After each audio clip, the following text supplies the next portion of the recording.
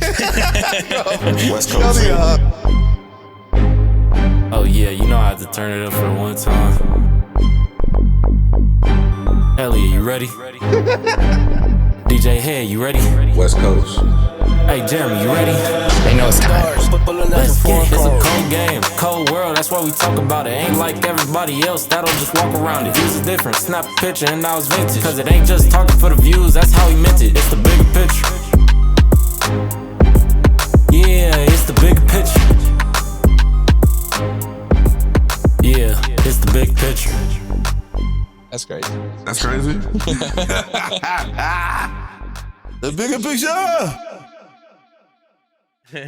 Don't you let out that antidote. We really made it through 40 weeks. And no one's 40? We haven't killed each other. We're We still ain't beef friends. with each other? No We haven't got internal canceled? beef. Yet. We haven't gotten We're canceled. not shit. We ain't shit on each other publicly. Yeah, that's On been IG good. Live. We've made it through some Yo, media Head be getting on battles. my nerves, yo. Yo, chat. You feel me on this? I don't feel seen. Yeah, no, none of that yet. I No, I ain't gonna lie, seen. y'all. Like, you know, this bigger picture shit ran like a high school. You know what I'm saying? No, see, nah, man. I'm We ain't in fucking- high school. And We're we're community college, my nigga. yeah, we're not in the Community college. big, we're not in the big I'm leagues, but fucking- we're in the league. I'm fucking around, man. I don't want no smoke. International DJ Head, man. Fresh from London. Euro Head. Hey, what do you guys want to know? Anything we should talk about today? Let us know in the Chat. Late chat. Did they even have any warning that this shit is on? That they knew we're doing a late night taping? Oh yeah, this is a Wednesday night. Why are we doing a late night taping? What the fuck's happening tomorrow morning? You going somewhere? I have to be somewhere all day for like 3 shoots. I take accountability on this. Is this one. your new show? Yeah, for the new show. This is this what this What? guy's I'm not doing? allowed Are to we have live? one delay. Are we This live? guy has 2 weeks of delay in a row. I can't have 1 week delay. That's No, you can't. damn. Introduce ourselves. Elliott Wilson, man. I'm a little upset right now. You know what I mean? Yeah. Jeremy Hecht. Yes, it's DJ Head. You're doing a triple header of shoots for your new show? And I tried to That's why push you it. bumped the bigger picture? It wasn't my It's decision. one day you got to stay clear, my G. Thursdays. What's going on, man? It wasn't my call. It All wasn't right. my call. It was Who I Jeremy blame? Hecht. Elise? Who would have thought that you would have went solo? Hey, I God could, damn, I'm glad y'all set it off. DJ Head went international, but he still made time using his hotel suite, yeah, we did it on delivering, great research with butterfly announcement and stuff like that. He showed up and honored the time, international hours. That's true, but But we got to change. The white man comes along, we got to change our schedule. Look, can I make a bad joke? you I want thought to I was start? just making one. Let's go. Yeah. You want to start? The bigger picture. Um, That's DJ Head, by the way. Fresh from Europe. so He just landed. Did you land today? no, I didn't just land. But You stunned. You was out there for a week? yes, I was gone for quite a while, and I definitely I was there for 7 days. Did you miss the West Coast? Yes, I did miss the West Coast. Okay, let's make sure. Yes, I did. But I was gone, and I was in Europe, and I went to Rome, and then I went to Italy. I mean, I'm sorry, Italy is Rome, right? Yes. Well, Rome is Italy. Yeah. I went there, and this is gonna sound terrible, Oh, this is where the racism comes but in? I told one of my white friends, I said, listen, being in Europe, well, it's cold. I totally understand colonization now, because why the fuck would I stay here? It's terrible. Like the weather? the weather's terrible. Now, mind you, colonization happened before electricity and before like central heat and like real, you know what I'm saying? So like, yeah, I'm going to the Caribbean and I'm just gonna live there. You know what I'm saying? I get it. What was it? Like, Bro, it was 30 cold. It degrees, was 40 20? degrees with 40? wind chill, like 20-degree wind chill. My lips, Jeremy Hecht, this ain't for you. My lips, bro, were completely blistered and busted open and bleeding and shit. I was ashy.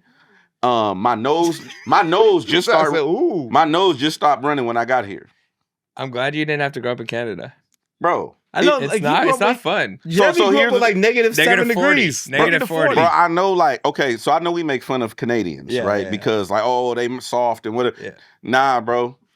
Nah. You respect the weather. I respect Canadians and their tenacity if they can traverse the weather conditions. And you got to like get up that. every day and just have a normal day in that. A normal day. What was the year they had the All-Star game? I was there. It was like -10 or some shit. I was like, this is not human. Like, how does these people live like this? So for people who don't understand, where the weather meets on Fahrenheit and Celsius, because we do different metrics in Canada, where it meets is -30.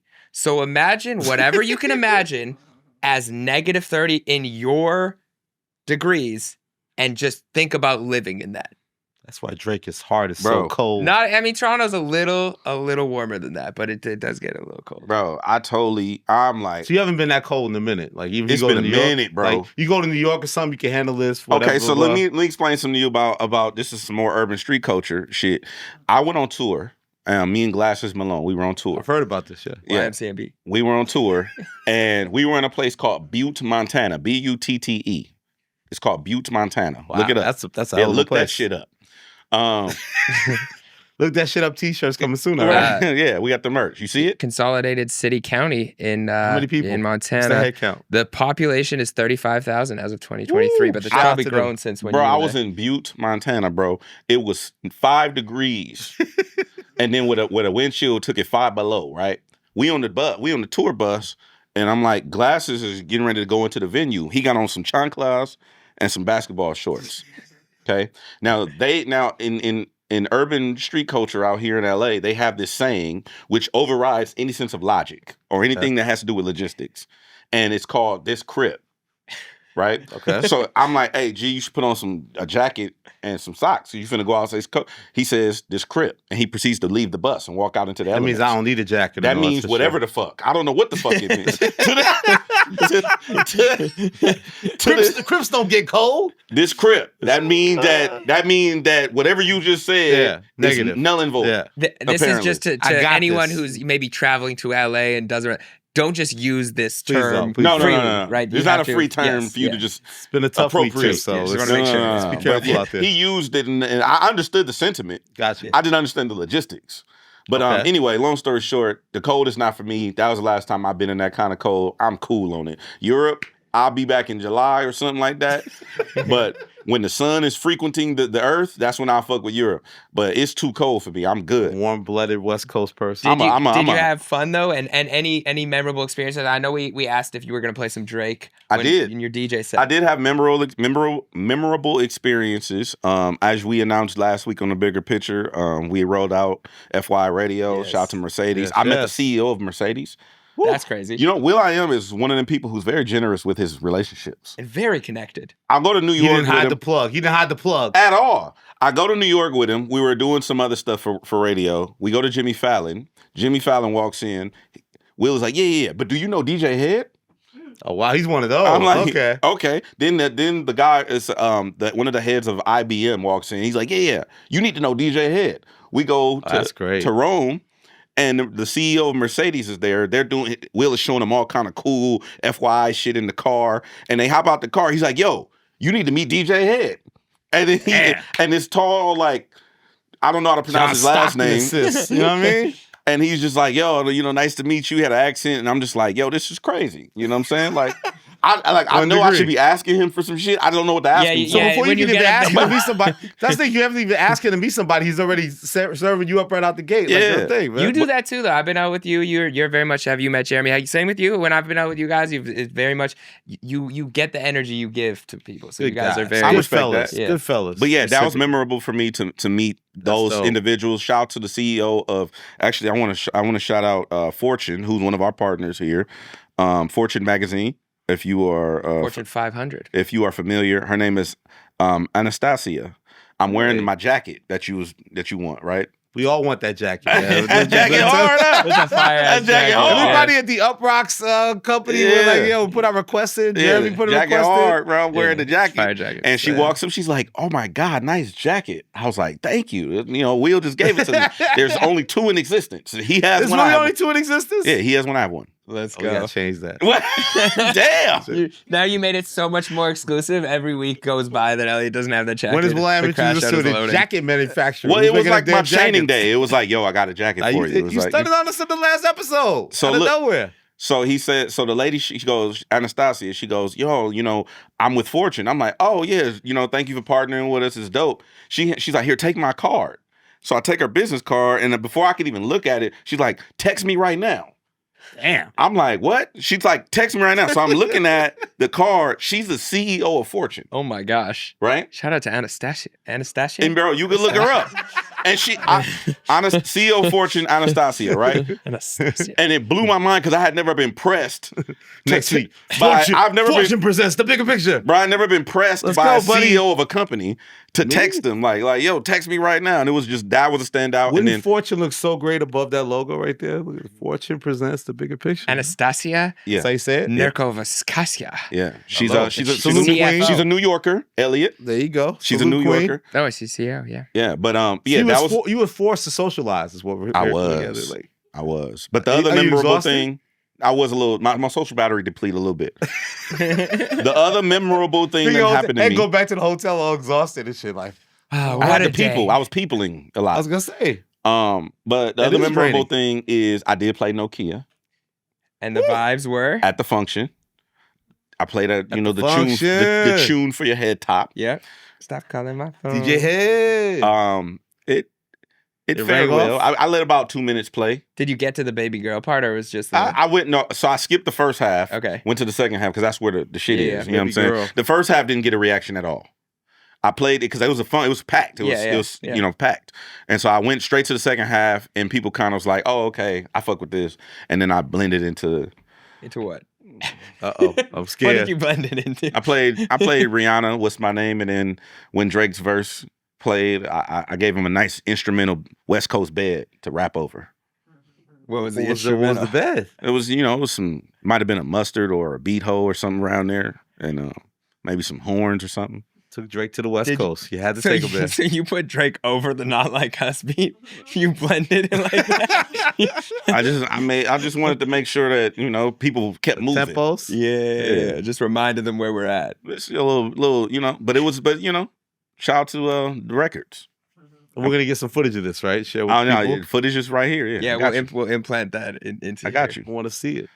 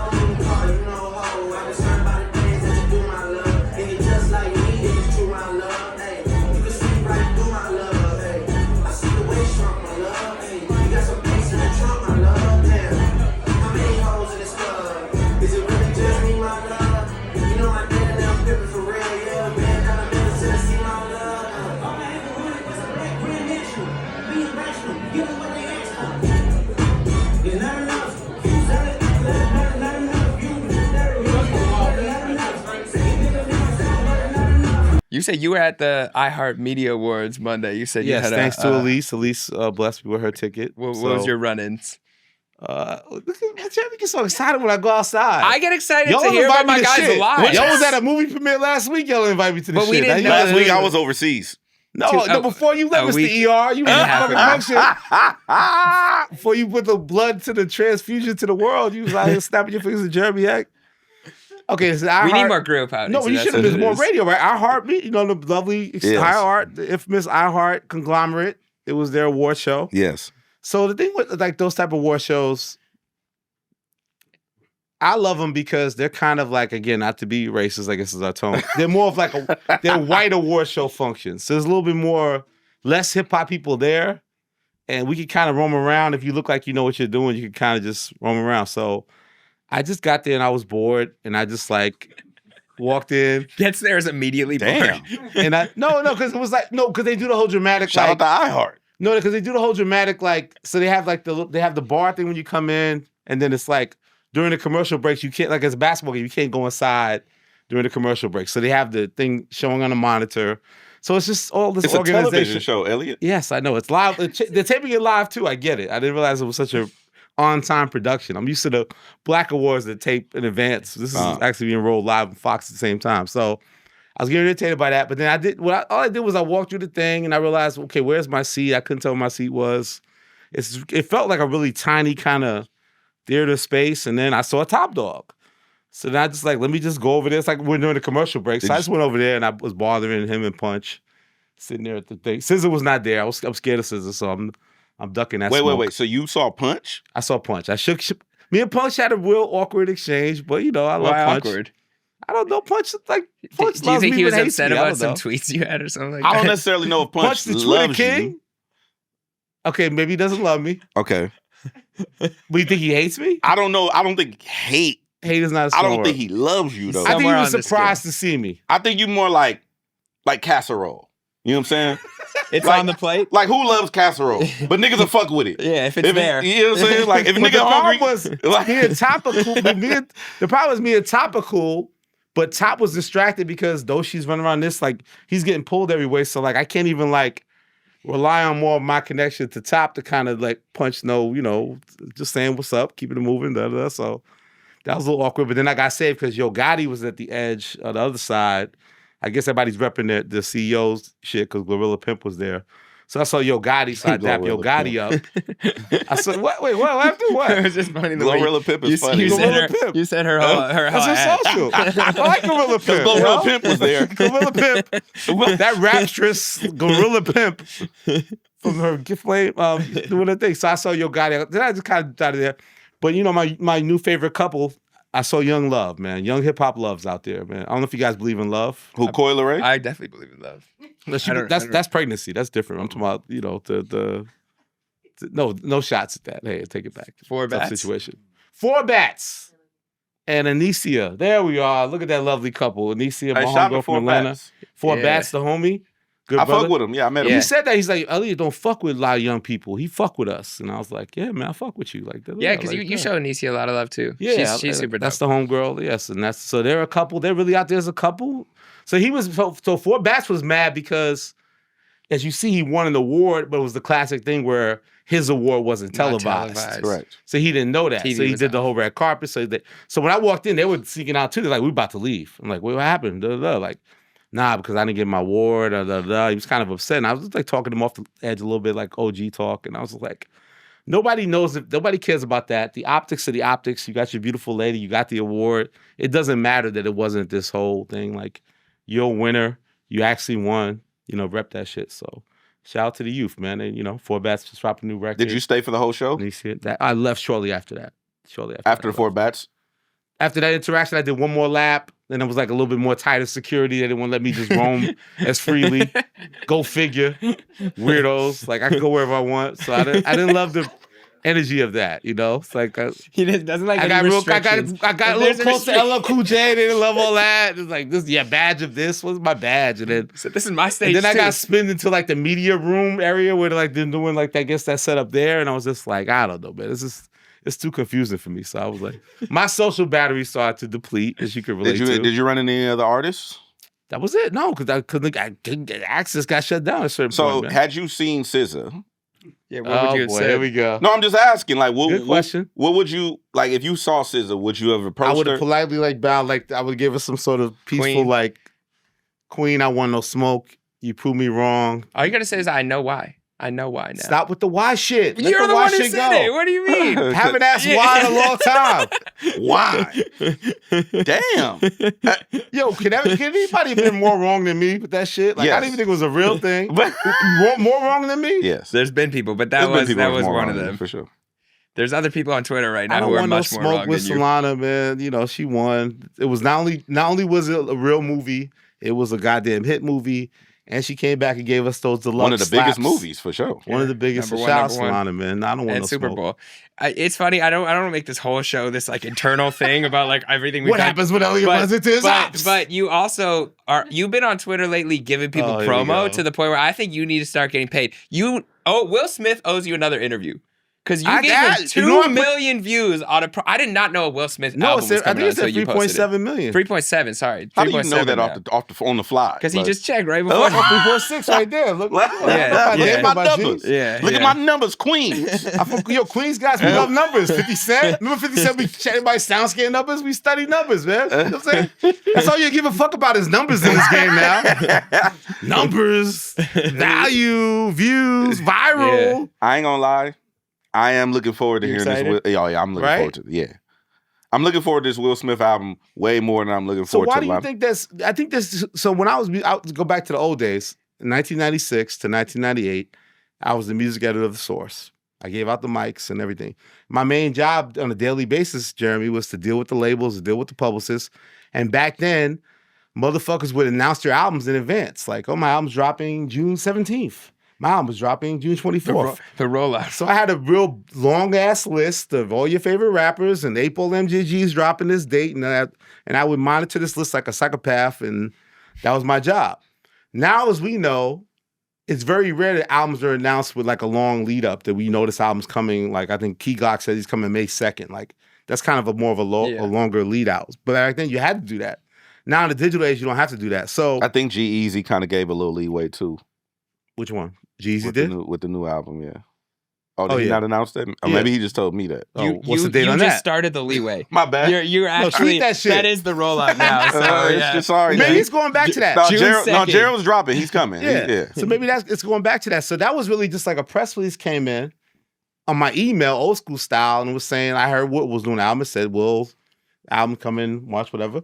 So I just did it. I tweeted it very old school. Like, here's the artist, Yeah. here's the title, and here's the date. It's coming out.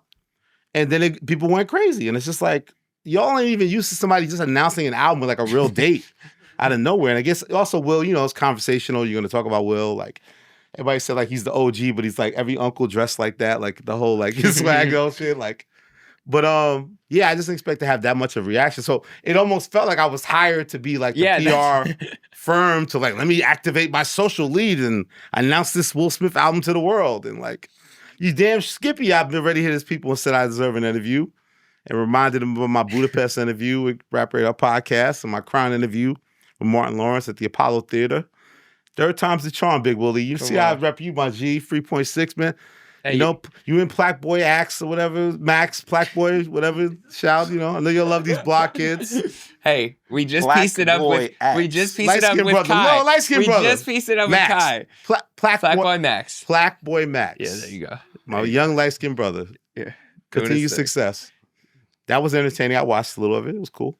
And then another one was today. Erykah Badu. Erykah Badu is making an album with The Alchemist, your guy, our pal Al. And I hadn't realized Erykah Badu hadn't put out a record in fucking 15 years. Yeah. That's crazy. Super crazy. She's put out children though. And then, Stars. Meek Mill got to wait because Alchemist is going to, cook them beats up. And so I did that. I put that up. Now, that's Billboard's announcing it. Billboard is doing the Women in Music thing, and they have a whole, though she's getting honored. It's and Women's Month. Women's Month, obviously. And Erykah Badu's on the cover, and they put this little item together. I didn't even crop out Billboard. And it's almost like I announced I didn't it. even crop out Bill. Because I could have cropped it out. I could have cropped. I kept that, let that shit ride. Hey, bro, you could. I can clip that shit so easily. Do you know how easy it would have been for me to clip out Billboard? Right there, it's gone. It's their shit. I would tag them, but I didn't have to keep the goddamn logo on there. Yo, people niggas owe me all these social media checks, man. I come from all my shit, nigga. These niggas owe me. I miss you guys. I want They all my owe you. reparations. They owe you for posting their shit and not cropping them out of their shit. Magnifying their shit. Who's Mr. Billboard, nigga? I'm Mr. Billboard today because I've announced Erykah Badu's album to the world. I just say Rolling Stone said this. Who the fuck is on Rolling? Do you know one nigga that works at Rolling Stone? I do know one person that wrote this world. Okay, so what does that mean? We're so Is he in early on in charge? the episode. Usually What this is like would a anybody do different if they hour actually work for Billboard one than what I did, which is announce a thing to the minute situation? 40. And that's almost No, at, that's that's not the almost at 500K views right now. That's not the problem. The problem Alex, is look that shit up, please. you want. Well, how many views does that have? That's almost at 500K right now as we speak. Yeah, but I that's think it's over. I think it's at more. the problem. That's not the problem. I ain't got no problem. Some niggas don't want to cut that check. The problem is you just like want gratitude for not cropping them out of their shit. No, I want acknowledgement for not that cropping them out of their shit. my presence in this culture helps magnify and blow things up. That's Yeah, important that's to a the fact. culture. That's a fact. That's true. Better than you, Mr. Billboard, whoever's on your staff and everybody there. Like, there's some good people over there. Good people. Good people. at Billboard. But you know what I'm saying. It's just kind. I provide a very unique service in this, and I receive zero compensation for this. I do it for the love of the culture. Okay. Well, we thank you for Thank that. you. Thank you for not cropping. No, Thank you for your participation. I'm gonna do a crop version and send it to you. Let's do it. All you do is I cut don't it even up. crop them out of You their wouldn't even shit. touch a blue thing. Like, it's easy. it would actually be perfect to crop. 423,000 views. Billboard, what are we talking Mr. about? Mr. Billboard. Niggas want to hit me with numbers all I day. left you They a gotta credit do on your numbers, own nigga. shit, Mr. Billboard. 423,000? Hey, man. I'm excited for this Elliott album. Wilson, ladies and gentlemen. Yeah. That wasn't a crash out. No, I didn't no, say nothing about Late crack. night crash It outs. wasn't. No, that was yeah. That was Jeremy amazing. set me up. I gave you alley. How did Jeremy set you up? Elliott, talk about what you be doing. You don't feel I appreciated. was trying to give you credit. I was trying to give you credit for all the things you're doing. Head tweeted something that I wanted to know about too. Oh yeah, I want to talk about the DJ Hed tweet. Yeah, Let's DJ do it. Hed tweeted, so long as you platform clowns, Oh my. refrain from complaining about the circus. And then he also said, the internet is simultaneously humanity's greatest invention and largest weak point. What inspired these tweets, Mr. Hed? When you put that up, Hed, I was like, is Hed gonna really want to talk about that? Is he gonna do his DJ Hed shit and try to bub up? God bless you, And kid. then I saw he put it in his story. He doubled down. He reposted in his story With too. the link. So a nigga meant that shit. What were you talking about, DJ Hed? Which one you want? Let's start one at a time. I want to start with the first one, man. The first one was the bottom one. Okay, we'll start with that one first. The internet is, it's just, Simultaneously humanity's greatest invention and largest weak point. correct. Because it's allowed the world to be connected in a way that's never been possible ever, right? Okay. It's allowed us to generate more generational wealth probably than anything ever in history, the internet, right? But simultaneously, it can also spread misinformation faster than the truth. Charlotte always say nobody care about the truth and the lie is more entertaining. The internet is a magnifier of that. It allows people to post shit and crop out the authors of the shit. That's the largest weak point part of it to you? No, I'm just But you said it allows you to spread misinformation. and misinformation. Okay, I just didn't know if you were talking about Disinformation and misinformation about disses. No, disinformation and misinformation are two words. No, I got it. Okay. Okay. No, I'm not Okay. talking about no diss records. Okay. I've told y'all a long What do you time ago mean we with need more diss largest records. weak point on that? Why use that verbiage? Because it divides us in a way that is unnecessary. Did something happen that made you want to tweet something this? happened. Like anything in the world that you're like, wow, this is why I need to say it. That's where the second tweet came. Okay, and what was that? All right. So what was the circus going on, and who are As the long as you clowns? platform clowns, so long as you platform clowns, refrain from complaining about the circus. Refrain and complaining rhyme too, so that's really Bars. like that. Journalism. I think that we have. So I was having a conversation about. I forgot who I was talking to, but I was having a conversation about attention economy and how eyeballs and attention is the new currency, right? And so the only problem with that is the caveat to that is you can't discern. There's no way to filter through the bullshit. There's no bullshit filter on any platform. No, that would be something. You get what I'm saying? There's no way to be like, hey, filter out all of the bullshit, filter out all of the clowns. It's just jumbled in with the rest of the shit. Imagine you eating a meal and somebody just come and just dump cream cheese on it. On casserole? Or just dump, just whatever the fuck. Just dump a whole thing of whatever that don't go with this. That's what social media is. That's what the internet is. It allows everybody to be convoluted in the same conversation. I look at us as people who most of the time have something... Except when Elliott's crashing out. I feel your implication, my brother. I feel seen. Most of the time, we have poignant, objective opinions. Yes. And we also don't necessarily speak out of turn for the most part. Like, if I believe something to be true, I'm going to speak on it. Jeremy's stand on shit. Elliott has come out and said shit. Whatever the case may be. But we also get, because we're a podcast, we also get jumbled in the pot with other platforms and other podcasts who might not share the same sentiment of vetting sources or having correct information or even just having dignity or couth, so to speak, right? There's some that me and Sal was I just learned it over the last few years, but it's decorum. Right? Yeah. There's decorum and there's also journalistic integrity. If you have a scoop, you don't just run to the internet with the scoop, or you don't just spew your opinion and pray and spray and hope something stick because this is how you feel. I think that's irresponsible. Those are the clowns. And so a lot of times, which I've said to certain people, certain mentors of mine, like, hey, this part of what's going on is your fault. You know what I'm saying? I'll tell you one. I said this to Van before. Like, hey, you fuck with this shit. Part of this is your fault because you the one. You help magnify. You help magnify this shit. So part of it is your fault, right? I take responsibility for the things that I've done and participated in the buffoonery and whatnot. But I also was the person that was engaged. You know what I'm saying? I didn't reach out to you and be like, yo, let me hit me up. I want to get on this stream or whatever. I'm the one that's being engaged by certain platforms and certain entities where I didn't warrant a response or engage in a way. So I'll take responsibility for that. But a lot of these people platform clowns and then proceed to complain about the state of the circus. It's like, no, you don't get to do that. You don't get to do both.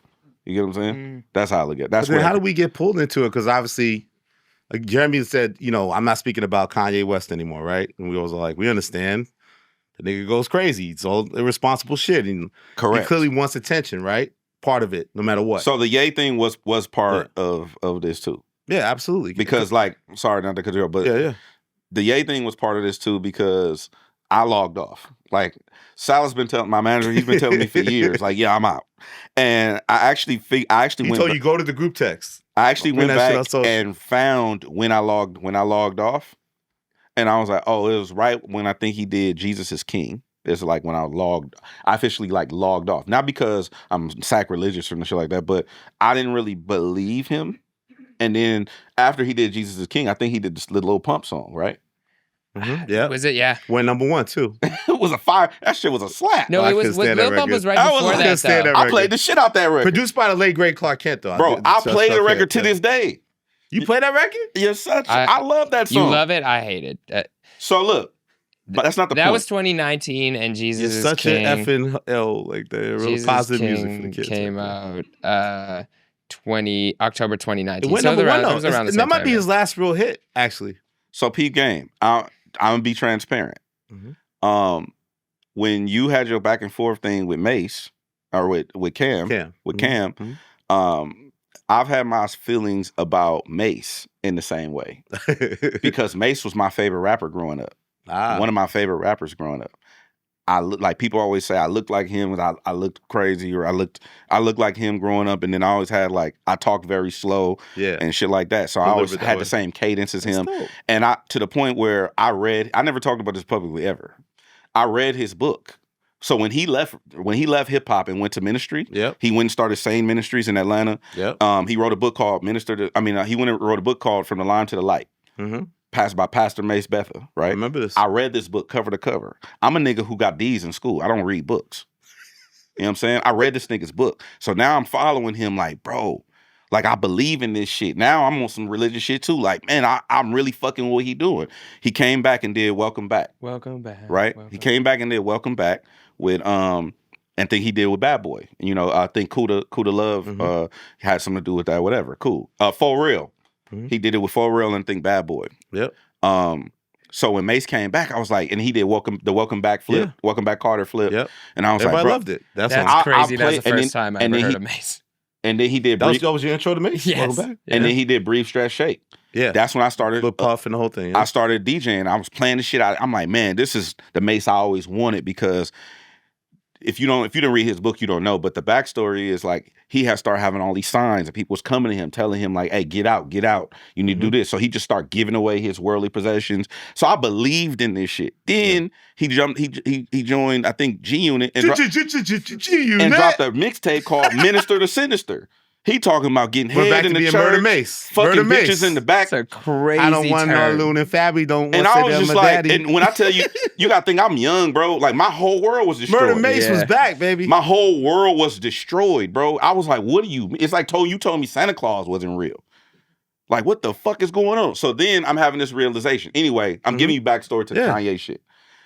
Going back to Who's used religion also. going back to Ye. I'm sensitive to those types of things. Yeah. When I look at you as a hero and I'm fully in, and then I'm like, fuck. Like I realize you're a human. I'm just gonna sound really fucked up. The same thing happened when I realized my mom was a human.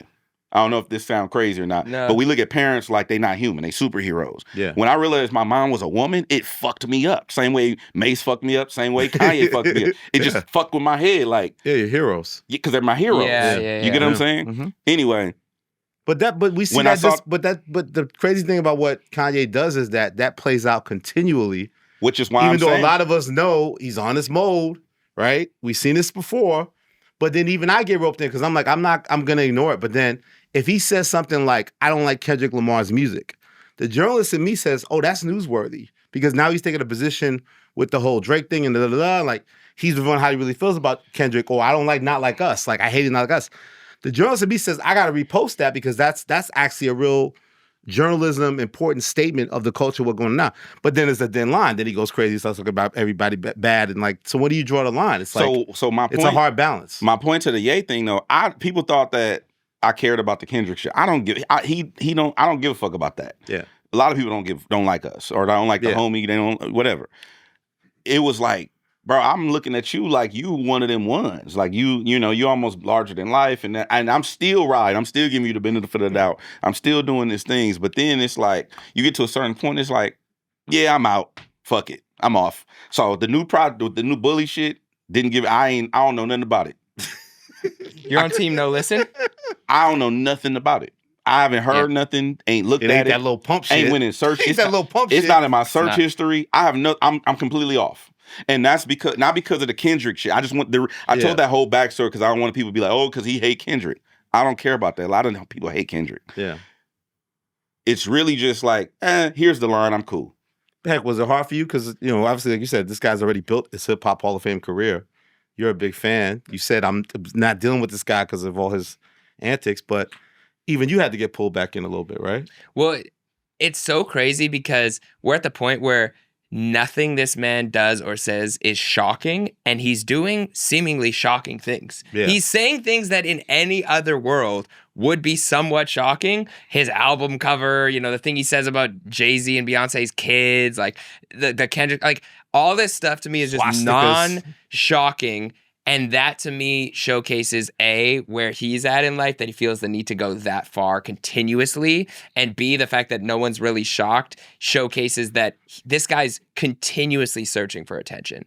Like continuously searching for attention. The Kendrick stuff is hilarious because you look back, he was just praising Kendrick. He was just mad at Kendrick because he defeated his arch nemesis in front of the world instead of him. Like you see, but it's so clear when you see all this stuff play out, you're like, oh, okay, that's the root. All right, okay, you said it. People, when they talk so much, can't hide their true cards. And Kanye continuously plays out his cards. And it's jealousy, it's wanting attention, it's feeling like he's not the top guy anymore. Yeah. It's feeling like his plot line is ruined because he was supposed to be battling Drake this whole time. And, there may be other things underlying going on, and I wish him well mentally. And spiritually, I hope that, whatever demons he's facing and battling that he gets through. But the attention that he's seeking, I simply don't want to give too much of it to him. Yeah, and I Do see you meetings think? acting that way Do you towards it. think that this whole time, the whole Ye and Drake thing was not even about Drake? It's just about whoever's at the top. Is that Yeah, that's a big part of it, yeah. Yeah, But partially. think about it too. The other part too is that people don't realize that Playboi Carti, even though we're gonna talk about it later, I want to talk about A$AP Rocky, put him on, he doesn't get credit. But Kanye was an executive producer of one of those albums, right? So now it looks like once Kendrick won the battle, Kendrick and Carti got together and Kendrick played at least some sort of role in getting feedback of Carti of how to approach this album, gave him free features. And it's like, now Carti's about to be bigger than he ever was, more successful than he was when he was under Kanye's tutelage, you know what I'm saying? And like, it speaks to how his competitiveness is all built around him not feeling like he's that guy anymore. Yeah. And the anger comes from that. A lot of the bitterness, the anger comes from that. Besides his personal life drama, just on the music front, that's the part that I get fascinated by because it just shows how competitive hip hop is. And it's just like, you know, Drake was always inspired by, I want to be as big as Kanye or bigger. And you're still, all this is still playing out with Drake, Kendrick, and now Carti ascending to now stardom, superstardom, where his numbers about to come in big time. And like, this is what the landscape looks like. And now this guy feels even more left out. Like, there's another generation now passed me by, you know? Yeah, you know what's funny, and I think there's a lot to dissect here, so we obviously will have to have a real convo about it, but this whole week to me has been a struggle for music fans of how much do you attach the person and the human to the art. And it's funny you brought that up because you see it with Kanye, you see it with Carti, and you see it with Kendrick. And I think right now there's certain people that are just struggling with how to feel. Am I a hypocrite for feeling certain things? Like, even I'll admit, like, I'm the biggest hypocrite of 2025, like the same way Kendrick said it. I enjoyed Carti's album, and I do not think that Carti, based on the information that I have, whether it be true or not, I'm just saying based on the information that I've seen and read, it doesn't seem like he's a great dude. You know what I mean? Like, it doesn't seem like he's father of the year contender. It doesn't seem like he was boyfriend of the year contender to anyone. And so you see somebody like that drop an album and I'm enjoying it. I'm listening. I'm not looking to Carti for any of these things, which I think is the difference between some of the other artists. I don't look to Carti to say anything. I don't look for any substance. I don't look for any inspiration. So I'm just listening and vibing, and I'm like, oh, this sounds dope. There's a choir on Crush. I'm loving it. But, then you get Kendrick jumping on the song, and I think this is where this debate happens, and I would love to hear your guys' opinion because I don't necessarily have a fully formed one on it, as I usually do. On the project? No, on Kendrick jumping on records with a guy who maybe faces the same criticisms that he was throwing at somebody else.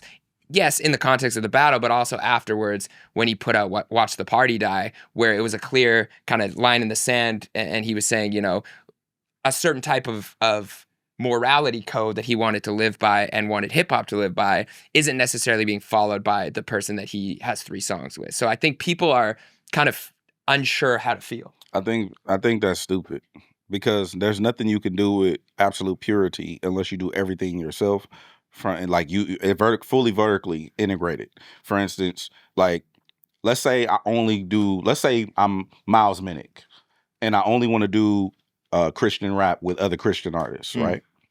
Okay, cool. But then when you go to distribute that product, do you know who the distributors are? They could be pieces of shit. They could be, domestic abusers. They could be verbally abusive. Like, you don't have control of that. Then when your music gets distributed to all of the various platforms, it's on Spotify now. Okay, have you vetted everybody at Spotify? Do you know are they good people? You know what I'm saying? Yeah. Like, I think that's foolish for people to think that I'm gonna be holier than thou in every capacity possible. That's just not possible. We're all human. We live in a human experience. The best you can do is control you. And, like, for instance, what we talk about, me, I'm out. I don't expect Jeremy Hecht to be out. I don't expect Elliott Wilson to be out. I don't expect my mom to be out. I could walk in and she listening to Kanye. I don't care. I expect my mom to be out. It doesn't. Well, yeah, I can see that. I can see that. You know what I'm saying? A little bit different. You know what I'm saying? A little different lineage there. You know what I'm saying? But I'm just saying, like, I think it's foolish for people to try to put that and paint everybody with the same brush. Like, let's say, like you just said, Carti faced the same criticism Dot faced. Who don't face criticism for whatever it is that they face? And who are you to dictate which criticism is worthy of a feature or not? You know what I'm saying? Mm-hmm. Like, I'm not doing, like, that's like a female artist. Like, I mean, our artist, like, I need a female artist, but I'm not working with no girl who wear weaves. It's like, okay. Or I'm not with no girl who goes to other country to get BBLs done by unsanctioned doctors. Well, no, it'd be different. You would say, like, I'm not doing an artist with a guy who's an abuser. No. I'm not making a false equivalency. I'm just saying that the principle of it is you can say this, but you can't paint everybody with the same brush. That's fair. You get what I'm saying? Like, you can't just you can't just single out everybody. So yeah, if Dot were to do that, then what about people who we don't know who has these skeletons in their closet? Like, how do you dictate that? Well, but I guess the argument would be if you do know, We don't know. or if you see something and you know how it's gonna look. Has Carti been convicted? No. That's my point. Yeah, and the other That's thing. the court of public opinion. That's the bullshit. What I'm talking about. Like Elliott hasn't been convicted of anything. But what if we was just like? No, I'm just I've saying, been bro. convicted of loving you and loving this show. I'm DJ just Hed. saying, The like, bigger picture. what if we were just like, you know what, Elliott, they killing him on the internet for being a curmudgeon and he a hater. We not doing no shows with haters. It's like, bro, he haven't been convicted all of being a that's just hater. a byproduct of the Drake beef, and it's like, well, hey, you say you ran to Atlanta. yeah. He's from Atlanta. That shit's you ran stupid. to Atlanta. Yeah. If the person is convicted of something by whatever due process is we have in it and we have in society, But I also that's think, a fair thing to do. it's different. I don't. Here's the thing. I guess you get to the point where like we judge it by crimes, right? Like he's saying, like the implication is that you're the R. Kelly, you commit crimes, you're convicted of crimes. Okay, we begin to cancel you. But until you get to that point, we can't judge everything by this sort of human It's court of compass public per se. opinion. Because also the difference between something that Kanye does, he's presenting that to us, though. Correct. That's the difference. Carti's not presenting that to us, whether it happened in his past relationships or not, doesn't defend it. But I'm just saying it's not at our forefront of our thing. So I'm just looking at it from art.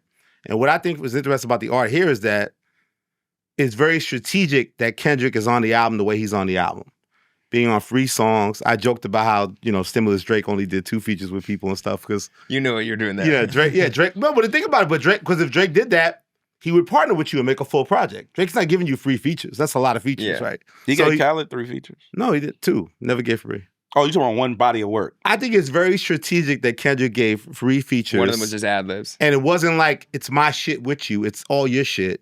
Because it was him proving what I said earlier, and everybody tore me up, is that he's now the leader of the culture. Drake is not that. And what he proved with that is he could fit Carti's aesthetic. You always say this, he's only do woke music and all this type of shit, all these false accusations about his art.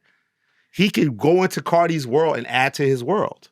And go on the Mojo Jojo record and ad-lib and back him up and saying bitch and hoe and the ad-libs and all that type of shit and turn up. Make the record with him and Janae. That's like, people say it's like a baby version of Luther for like the YNs. What's it called? I'm sorry, the second joint, the singing joint. Like make that record and then make also Good Credit, where he's more giving you the bars and the verses and the whole thing. Like, and I think all those features are very strong. And I think that he shows his versatility that he connects to that space too. And it's like, even at the beginning of the Mojo Jojo, he's like, yo, Carti, bring me that old shit. It shows like that alien shit. This guy's been my label mate for all these years. Kendrick's not in some bubble as like, I never know what Playboi Carti's about. He's more about what Drake and those guys are doing connected to that. It's like, no, I know what this nigga's been doing too. And now I'm going to stay in his world. As I said earlier, as DJ Hed loves to, the victor goes to spoils. He wins that rap battle. So now Carti is seeking him out to get his input on the record, right? And once that battle ends. And now, all of a sudden, there's alleged that he had a record with Drake that the academics alleged that was sampling Luther Vandross that didn't make the album because he's choosing a side. He's choosing a side of the leader of the culture and riding that wave, whether he says it or not. He's not going to diss Drake publicly, but he made a decision. So, again, Kendrick's showing the versatility that he is our top guy right now, whether you like it or not. And this guy's ascending to stardom. And now he's in that big boy conversation with a Kendrick and with a Drake. And he's in that room with them now. It's not just a cult following. But I love what Kendrick did on the album. Yeah, the other thing I thought was really interesting, before we go into the album review, that what Kendrick did with Mr. Morale, I always talk about how it helped him not only in the battle, but put out his flaws and really showcase, like, I'm not the savior, I'm not the perfect person. The other thing that I thought he was doing on that album that was really interesting was putting Kodak Black on there as like kind of like the other side to him. And like, they talk about being Geminis and they talk about, how things could have gone differently for Kendrick had he grown up differently or been a product of different circumstances or an environment. But aligning himself with Kodak on that album, I think helped him do things like this and partner with Playboi Carti on an album like this, because it showcased I can bring people into my world, I can go into their world, and I'm also okay with the imperfections of other people. So I do think that because he showed I'm not perfect, I'm not your savior, even though people still want to put him up and say, hey, this is the savior. He can do no wrong. He's flawless. He told you he was flawed. He told you he can be with people who you might not see as perfect, like a Kodak Black, and still be alongside them and still showcase their music, or whether it be an XXXTentacion who is far from perfect, and there's a lot, and showed his with flaws. him. And showed his flaws. And repairing his marriage, the whole thing. Like he should put it out there. You know what's interesting, and I don't think I've spoken on this before, but I don't look at Dot like a rapper. I look at him more of like an artist. Like I look at Prince, or like even like Ty Dolla $ign. Like to me, Dot is more like Ty Dolla $ign than he is like a rapper. Like hold on, MC. I love Ty Dolla $ign. I love Ty Dolla $ign, but you just put Prince, Kendrick Lamar, and Ty Dolla $ign in the same conversation. No, Dollar sign. I said I look at him more like an artist like that. But you put Ty Dolla $ign in the same category as Prince and Kendrick. No, what I'm saying is I don't look at him as a rapper, is what I preface it. Okay. He's an artist. You know what I'm saying? Like, for instance, like to Elliott's point, Dot went into Carti's world. Yeah. Right? He's playing in Carti's world. He's also done shit with Kodak Black. Two people who I would never, if I was his A&R, I would never put him on those songs. I'm just being honest with you. Yeah. Because I'm in a bubble thinking like, oh no, we need to protect the elitism of who you are as an MC, right? Yep. And I would want you to do these types of records. I would never put you on these songs. He did the Freedom shit with Beyonce. I don't look at him as a rapper in the sense that I'm just having real-time revelation. I'm looking at him like an artist where he transcends rap, but he also transcends genre. And he can go into other people's worlds. Completely into other people's world. He could do a song with Adele. He could do a song with Maroon 5. He could do some. Ty Dolla $ign is the same. I see what you're talking about. Yeah. Ty Dolla $ign is the same way. Yeah. He would do a song with Genreless in a sense. He would do a song with. He did a song with fucking Fat Joe, and then also did a song with The Weeknd, and then also, you know what I'm saying? Like, it's not. I don't look at him like The Weeknd is another one. I don't look at The Weeknd. It displays his artistry. He's just an artist at this point. Yeah. That's what I'm saying. What'd you guys feel about just the overall album? I know you were not a fan of Playboi Carti at all going into this. So you went in, what were you expecting and what did you walk away with? Because you made your own version. You gave it 4 mics, the 13track Elliott was version. doing Headbangers Ball. Huh? And where did you listen to it? Like, what was the scenario? In the bathtub. With my Reverend Run and shit, please. How do you know I listen to Bubble Bath? Listen to Playboi Carti. That's on my phone, like Rev Run. Remember Rev Run in Run's house? Get my tweets off and shit. Him yelling and shit, and you in the tub soaking. No, I was up at night when it dropped, and like I was going, like when I hear Al Maxey go through my version of the album and try to, I'll first listen, like what do I think should stay on the album? I do my fake A&R shit. Like that's how this album where I don't close my eyes and go to sleep like Jeremy Hecht did back in the day. I more so listen to like what's grabbing me to like, okay, this does belong on the album. This is good. This is good. So now I'll do my little favorite, those songs, and I'll go back and listen to the album again and see if I still feel the same, that these are the keepers. So yeah, I have like a 13-track version. Like, so look, the bottom line is that I love hip-hop. I've been in this for a long time. I love these moments. I think it's a true moment of somebody ascending to a higher level. And you admit he's a superstar now. And that's how, no, he's not. I don't think he's a superstar yet. Oh my. Not a superstar. Let me finish your review. Carti is truly a star in hip-hop. Not cult following star, like this ascension, and now he's going to have a huge first week. He's going to sell 300,000, whatever the fuck he's going to sell. #1 album in the country. That's stardom. He's a hip-hop star. He's top billing now. There's no question. It's not just the cult.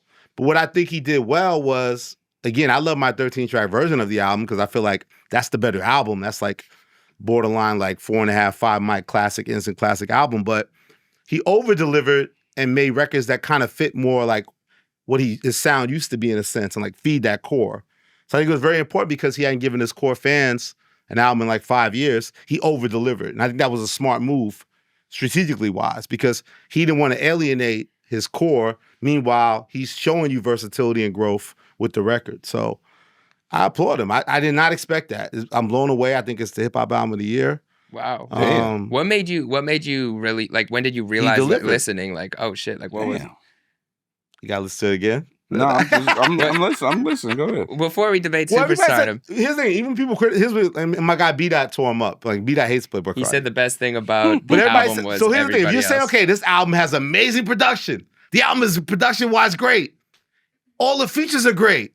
And this guy's terrible. It's like, okay, I get that, but to me, what they're not realizing is that this is not Look at this. Who this guy is? He's from Atlanta. As he proved more with this. To me, they're all Lil Wayne's grandchildren, right? Lil Wayne is the muse, right? Go. In a sense of all that, look at what's out there. Future's like the father. This kid grew up listening to Future, I'm sure. Travis Scott aesthetically delivered what he's trying to do too. So to me, it's now a more better modern version of what Travis has been doing for this generation, in a sense. And he shows homage to all these guys. Future's on the album, Travis on the album. If I'm Travis, I'm upset because these guys now doing, this is his Astro World, and it's better than Utopia. And this guy's curating these sounds. Like, I don't know what his rap voice really is. I don't know who the fuck writes his rhymes. There could be AI all over this motherfucking album, but it's still good. It's still really good.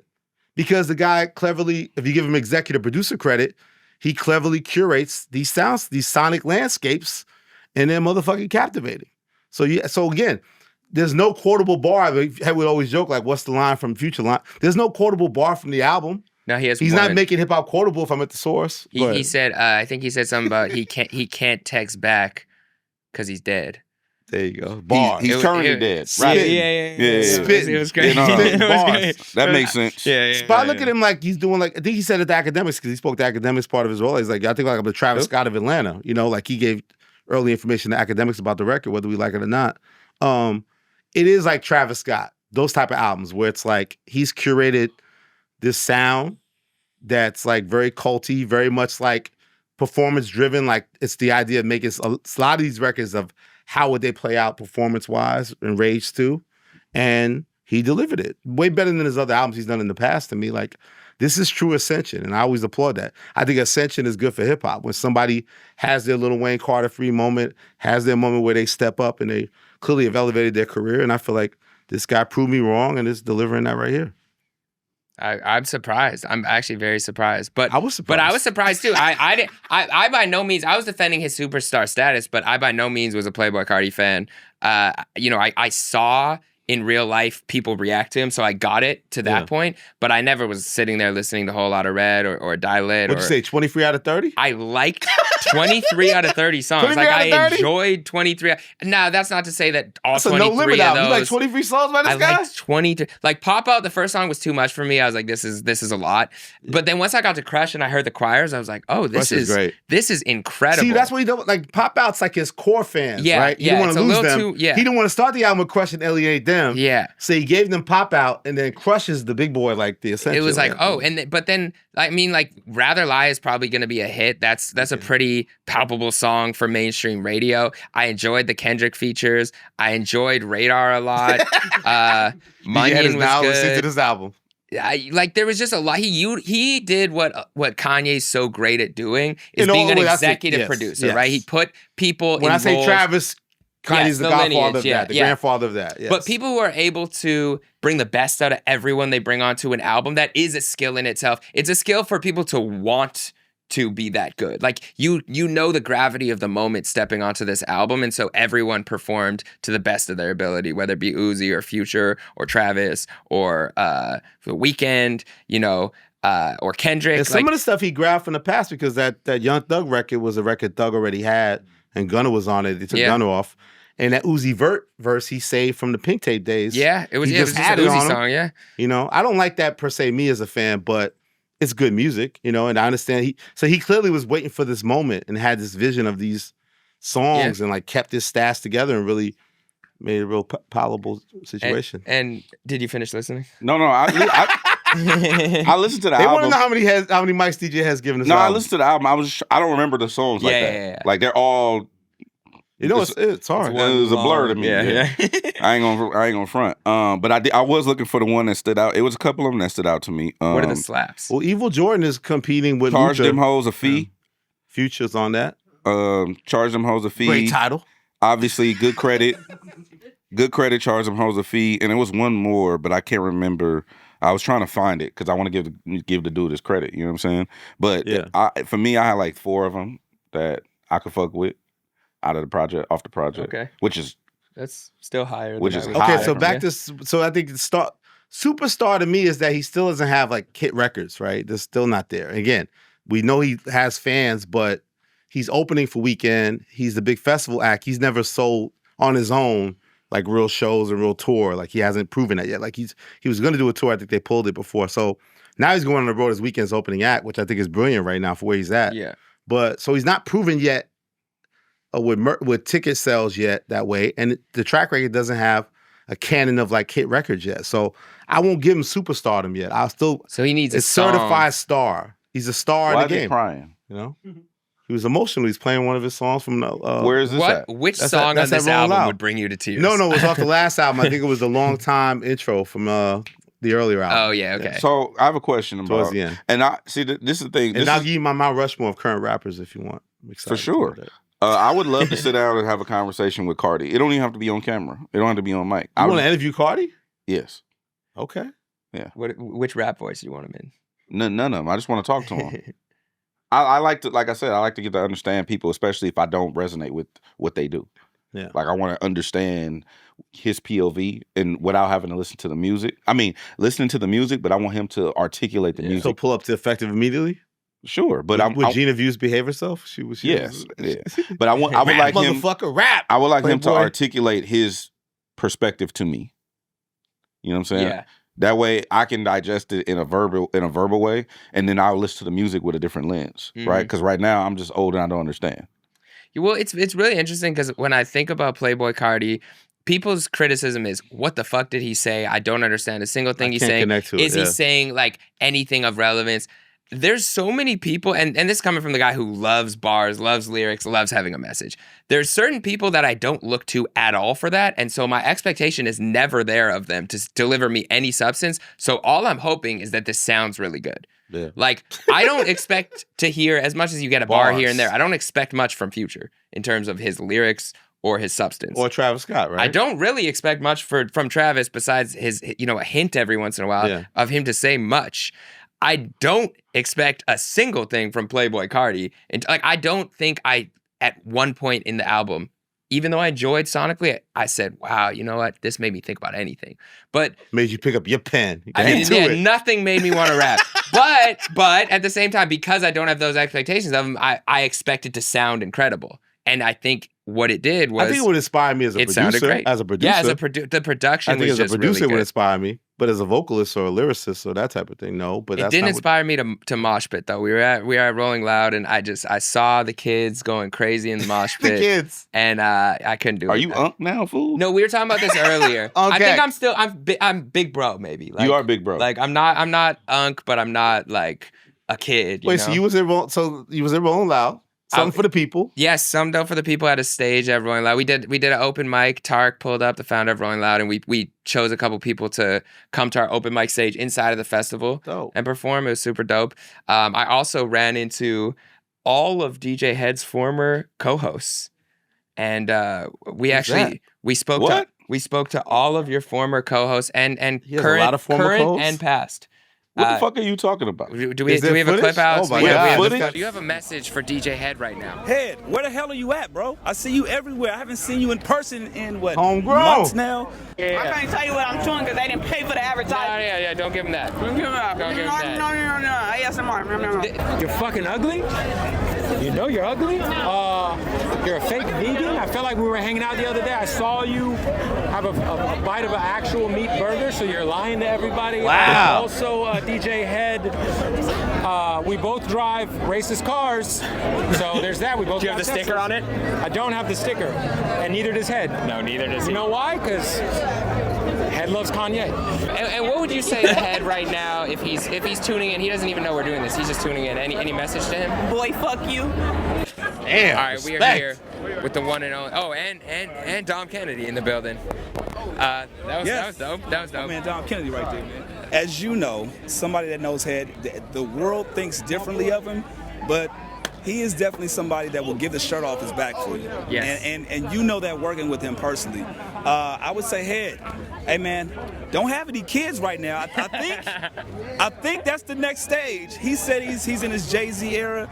I think he's on his way to being a parent. I'm just throwing it out there. He's going to procreate other human beings. I think that is going to be the thing. I think this is a little merging of universes. So we have the Effective Immediately universe and the bigger picture universe. DJ Hed is the link.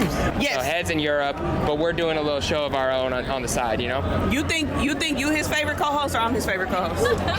We let the chat vote. We'll do a poll. I think he likes you better generally, but he's more intimidated by you because you're willing to joke at him a little harder. Oh, he's trying to look at this white man trying to make us get into it. He hits a lick. Exactly harder what you when would he's have with me. Yeah, okay, pause that. He shoots a little stronger when he's with me because I don't fight. He shoots a little jokes stronger. a little bit more intensely. That's not a pause. Okay, he jokes more with me. He jokes more with me than you, but you hit him back. Pause. Harder. But what do you think? I think Hed really fucks with you. Yeah. I think you might be his favorite wigger like you my favorite wigger. Who's like number 2? Like, number 2? Is it like me and Justin Timberlake or who we got? But I don't know other white people. Oh, I'm like You're the only white nigga I know. Oh, wow. I don't know other white Oh people. my God. So I have represented well for the entire race of people. Yeah, you represented well for Canada. Wow. But you know Oh the boy. No, except you, unless you. What? Who is there? There's somebody else from Canada. I'm just fucking around. The message I would send to Hed is that I'm proud of you, man. I'm proud of everything that you've been doing from the early days of Homegrown, from you pulling up on me at Long Beach State and me saying, dude, I need a DJ for my internet radio show. Can you bless me? And as you were DJing at the time, you were just getting your feet wet. And to see what you're doing now, man, I'm not surprised. I'm not shocked. I'm just simply proud of you. We never say this to each other, but I love you. And, man, keep doing what you're doing, dog. I know we don't say it all the time, but I love Black you, men saying I love each other. You probably wasn't expecting this, but, you know, I had to do it. Don't cry, And keep DJ it Hed, like homegrown, Playboi Hed. Carti.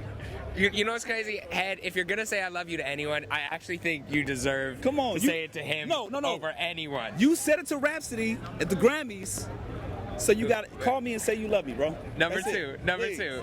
You give me lessons actually while we're here. How do I fight back properly? Like what gets to him when it comes to Just for the chat. we're throwing shots back and forth in terms of like jokes. What works? Nothing gets ahead. Nothing. Nothing gets to that man. Nothing. Damn, You just gotta impenetratable. listen to what he's saying and call him out on his bullshit. You only call him out I on don't his call bullshit. him out enough on his bullshit. That's what it is. You let that nigga take twists and turns and all type of like he used them big ass words. I don't fuck with them big ass Intellectual vigor words. or something, and it's just yeah. And Gina, Yeah. I know other black people, like I know other black women. You're one of my. You know other niggas? See, look, I can't even escape. I got to roll that. I can't even escape this. I was just gonna say you're one of my favorite people in media, and genuinely, your winning is well deserved. Thank you. And then- I hope you still feel that And then she way. hit me with a segment too. I hope you still Are you feel reversing? that Not the way. whole fashions? You got whole fashions? We're Oh, reversing this. I'm about to Yeah, get whole cooked. fashions? Okay. I'm about to Chat, get y'all cooked. see what the cards say. Just All right. You know how it the goes. chat is gonna I go I got crazy. 2 cards in my hand. One card says spit, the swallow other or card spit? says swallow. If you pick the card that says swallow, you gotta let me search your phone for the word swallow. If you pick the card that says spit, you gotta rap, nigga. This is horrible. Can I didn't pause rap? before we start? I was ready to rap. If Okay. it was rapping, it would have gone well. Pause. All right.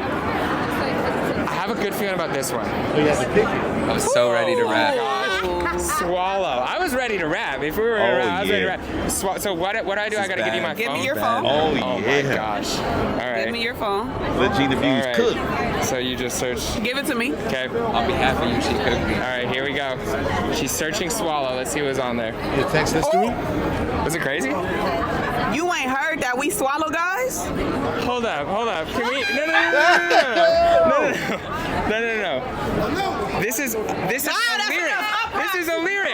Hold up. I tried to clean it up because because craziest lyrics. I literally was doing craziest lyrics, most pause-worthy lyrics, and on the list was "You ain't heard that we swallow, guys." So literally, I was trying to do it. I know they're gonna cook me now. I won't cut it. But look. I was texting my guy Justin Richburg, and it said, "This is a great list." Pause. You cannot. Jeremy. Okay, look. So this one, it's pause-worthy lyrics, okay? So these were lyrics that I was using to do a game like that. I was trying to get people, and look, the lyric was actually from Pharrell, NERD's song Rockstar. Pharrell said it, not me. I was Skateboard simply It was a lyric. quoting Pharrell. it was a pause-worthy This lyric. guy, this is my Gemini twin, Jeremy Hecht. He had too much explanation. If you're not guilty. You don't have that much explanation, right? Correct. Listen to Gina. This is correct. Wow. There's a lot to unpack there, Jeremy. I was gonna say, you guys can't go to Rolling Loud and act right. The Rolling Loud festivities. niggas don't know how to act. I was trying to make a love letter to DJ Hed with all his co-hosts, and somehow I still ended up getting cooked. It was pause-worthy lyrics. So Pharrell said it. wait. Fuck that. Hed, how do you receive all that love you receive? Fuck that too. Fuck all that. You know what I'm saying? You don't love Chuck Dizzle? I have love for Chuck Dizzle. Yeah, look, let me call. Will you frequent his home and let him know how you feel about him? No, let me see. He said I was supposed to call him And tell him you There love we him. go. and tell him. Tell him You you love love him, man. Hold I on. just called to say I love you. Hold on, let me see. And you mean it from the bottom of your heart, do you, Hed? You know what I mean? I just called to say I love you. And I mean it. Bottom of my heart. He probably dealing with his kids. He got 17 of them. Yeah. Yo, He just called. I To just say- played Hed the video. He loves you. So look, I got love for you. There we go. You know what I'm saying? But you don't love him, though. Love for him, or do you love him? No, I I got got you to say it like you told Rhapsody. Right? Do you want me to whisper it? I love you before I get out. I love you. We got problems. shit. It could be up then. We can figure it out. He whispered it to Rhapsody, though. He didn't say it out loud. He whispered it, right? You whispered it to Rhapsody. In the ear. Yeah, I whispered it. I'm not whispering to this nigga. He whispered right there. Whispered like Yin twins. Nah, it's good. But yeah, so you said to call, so I'm calling. To say, Finish it off. I just said it, I nigga. love Hey, you. pause. Nah. I want to hear it. I need the clip. I just- He said Rhapsody got a clip. I need the clip. Why is it so hard for black men to tell each other that they love each other? you tell him man? you love him, I Elliott. love you, Chuck, man. But There we grow go. up, I love man. you too. And you tell him now. I love you too, Chuck. You've done so much for the West game. Coast, man. West Coast. West Coast. I got a time limit. He got kids. You got kids. You got family Papa. time. I told you I got love for you. Nah, take the four out. For who, nigga? Take the Chuck. what? Take the four out. No 4. I got love you. And take out the God. I just say, just say love, Chuck. Love, Chuck. As long as I've been around you, I know when to compromise. I'll take that. Yeah, see, All right, yeah. Still Bitch ass got nigga. love for you. How are you gonna? Thank you, Chuck. Thank you, Chuck. How are you gonna end that call with that? Bitch ass nigga. So Homegrown. now that we got that bullshit Oh, out the bro. way. Okay. You gonna cool Boule Kev next? You got problems? Nah, fuck that. He's Who's pointing. your favorite wigger? We were discussing whether or not I was allowed to even use that term. It's I didn't a ask little you bit to too use it. I said, close. who's your favorite one? Can you define the term before I use it? No. Can I look it up? No. Assume and tell me who your favorite wigger is. Chet Hanks. Who the fuck is Chet? Oh, not Chet Hanks. Who the fuck is Not with that accent. Who the fuck Tom is Hanks' Chet Hanks? kid. The Somebody man put this them. nigga on The the man screen, them. bro. Chet Alex, Hanks. can you get the video of Chet Hanks from the red carpet? The man them, where he Chet did the- Hanks. Just search Who Chet the fuck Hanks is Chet Hanks? Jamaican accent. Super gangster. This is your boy Chet, and I'm coming Chet to you Hanks. live from the Golden Globes. He's a bomba Tom Hanks. class. He's Tom Hanks' kid. Yeah, he's man. actually in a very successful official. show on Netflix He right official. now. Running Oh, he the Point. nigga with the COVID shit? He official. No, yo, his son is a COVID patient. Tom Hanks. Oh. Anyway. Yeah. So, who is yours? Can I have Gina View's number? Because I want her to be my spiritual advisor. no. I think No. I need that. No. Fuck therapy. I want to pay Gina View's an hourly fee. To just snap you out of it. Just- She'll be like, yeah, hey, yeah. Ellie, Spiritual advisor. come back. Okay. So then the other part of this video to unpack Jeremy Hecht. Yeah, you want, yeah. What you want what? Or do you want to unpack Bro, what was on the you phone? had swallow in your phone? But the thing was... No. Don't pull your phone out. I don't give a fuck about the truth because the lie is more entertaining. Okay, let's run with the lie. All right. Who were you texting the word swallow to? Hold on. Before you answer my question. Hold on. Answer my question directly. I'm asking you a question. Just give me an answer, okay? Who were you texting the word swallow to? The homie Justin Richburg. Interesting. Now, Justin Richburg, No, before no, people no. start texting I told you to add. and go crazy, like, what the fuck is going on? We were actually coming up with he's an animator, fire This is becoming animator. the Joe Budden pod really fast. Yeah. No, we could. We gotta have a Patreon and do behind the You scenes. know what I'm saying? Because this is exclusive content. He's animated You for text the homie Charlamagne Swallow? before. So we were doing a list of most pause-worthy lyrics. I didn't ask you that. And so I texted It's list. work-related. It was work-related. I texted a list of pause-worthy lyrics. Now, the first pause-worthy lyric on that list was a lyric I found from Pharrell, and not to put Skateboard P under the bus, but it was his lyric. He said, "We swallow We mean not to put him under the guys." bus. Not to point a nigga out in court, but he shot me. Like, what Sometimes the you fuck? gotta- It wasn't sometimes you gotta Chad. point It like wasn't A$AP Chad. Rocky. God Listen, damn. It was P. You be This on is- point like ASAP Relly. I know, but let's look at this lyric, He okay? did it. This was the actual lyric. He shot me. Jeremy, I don't give a fuck. I know it's from a song called Rockstar. He says, "I guess you ain't Big heard record. that What we you mean, a swallow song called guys." Rock- you don't know Hit Rockstar? records. Hit records. I'm just giving Big you. record. I'm just giving yes, and he says You that. can't be me. I'm a rock star. Yeah, and now this is the genius explanation of it. It's almost over now. It's almost over now. You don't know The that whole song? whole rap over that too. Not as much as I remember that lyric now. That's seared in my mind, unfortunately. Tyler the Creator would be irate with you. You don't Wow. know nerd music. You don't fuck with Skateboard P? I fuck with Skateboard. You didn't have a skateboard? You got to think. I also, How old were you?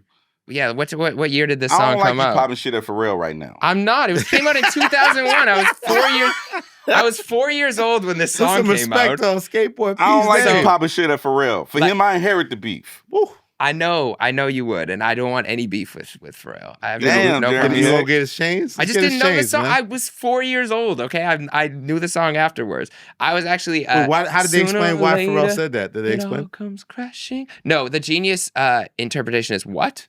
With a bunch of exclamation points. So no one's asked that. That's It's like almost not over that It's a now. question. Not that the Tyler Will.i.am thing's been settled. Somebody has to find Can P s- and ask Pharrell. Why What did was he that say lyric this? It's about, on my the hook. G? Maybe it's a woman saying it. Was it a woman on the I hook? can see that. Is there female vocals there? It's almost over now. It's almost over now. Yes, you ain't heard that we swallow guys. It's too damn late to apologize. All right, Dreamville Fest. Move on. Fucking All right, shit. okay, all right, okay. Yeah. Oh yeah, can we quickly? This is my favorite. Your favorite wigger? Yeah. Shoot the homie Chet Hanks. Big up the whole island, massive. Yeah, let's go to Dreamville Fest. Coming straight from the Golden Globes, you want to say? Me father Tom Hanks presenting in a white. Hey, you know what? Big up, tune in. Haven't seen that. Stop this bullshit. Hold up, Elliott needs to recover. Haven't seen that? Go back to the Caribbean, white nigga. Go back to the beginning. You never seen this video? Go back. Play This it. is how I I don't feel- just watch How I feel about appropriation on YouTube. you not for watching fun, this. Is how Jeremy. you feel about me not knowing Wait, Pharrell. This is a Some classic appropriation video. tonight. Yeah. Run it. The whole island, massive. It's that boy Chatting Golden Globes, you want All right, stop it. Golden All one. right, so look. Oh, wild man. I want to go. I want You to. know how Daddy rich so I much. want to have accountability hour. So much money Daddy had in the bank account. I want to have accountability time right now. I want to take back what I said earlier about colonization. You know what I'm saying? Because that was completely inappropriate. So, everything I said earlier in the show that y'all clipped already and put on Twitter, and Joe is talking about it on fucking. Like father, like son. Joe was talking about it on his spaces and shit. Yo, Head, you said,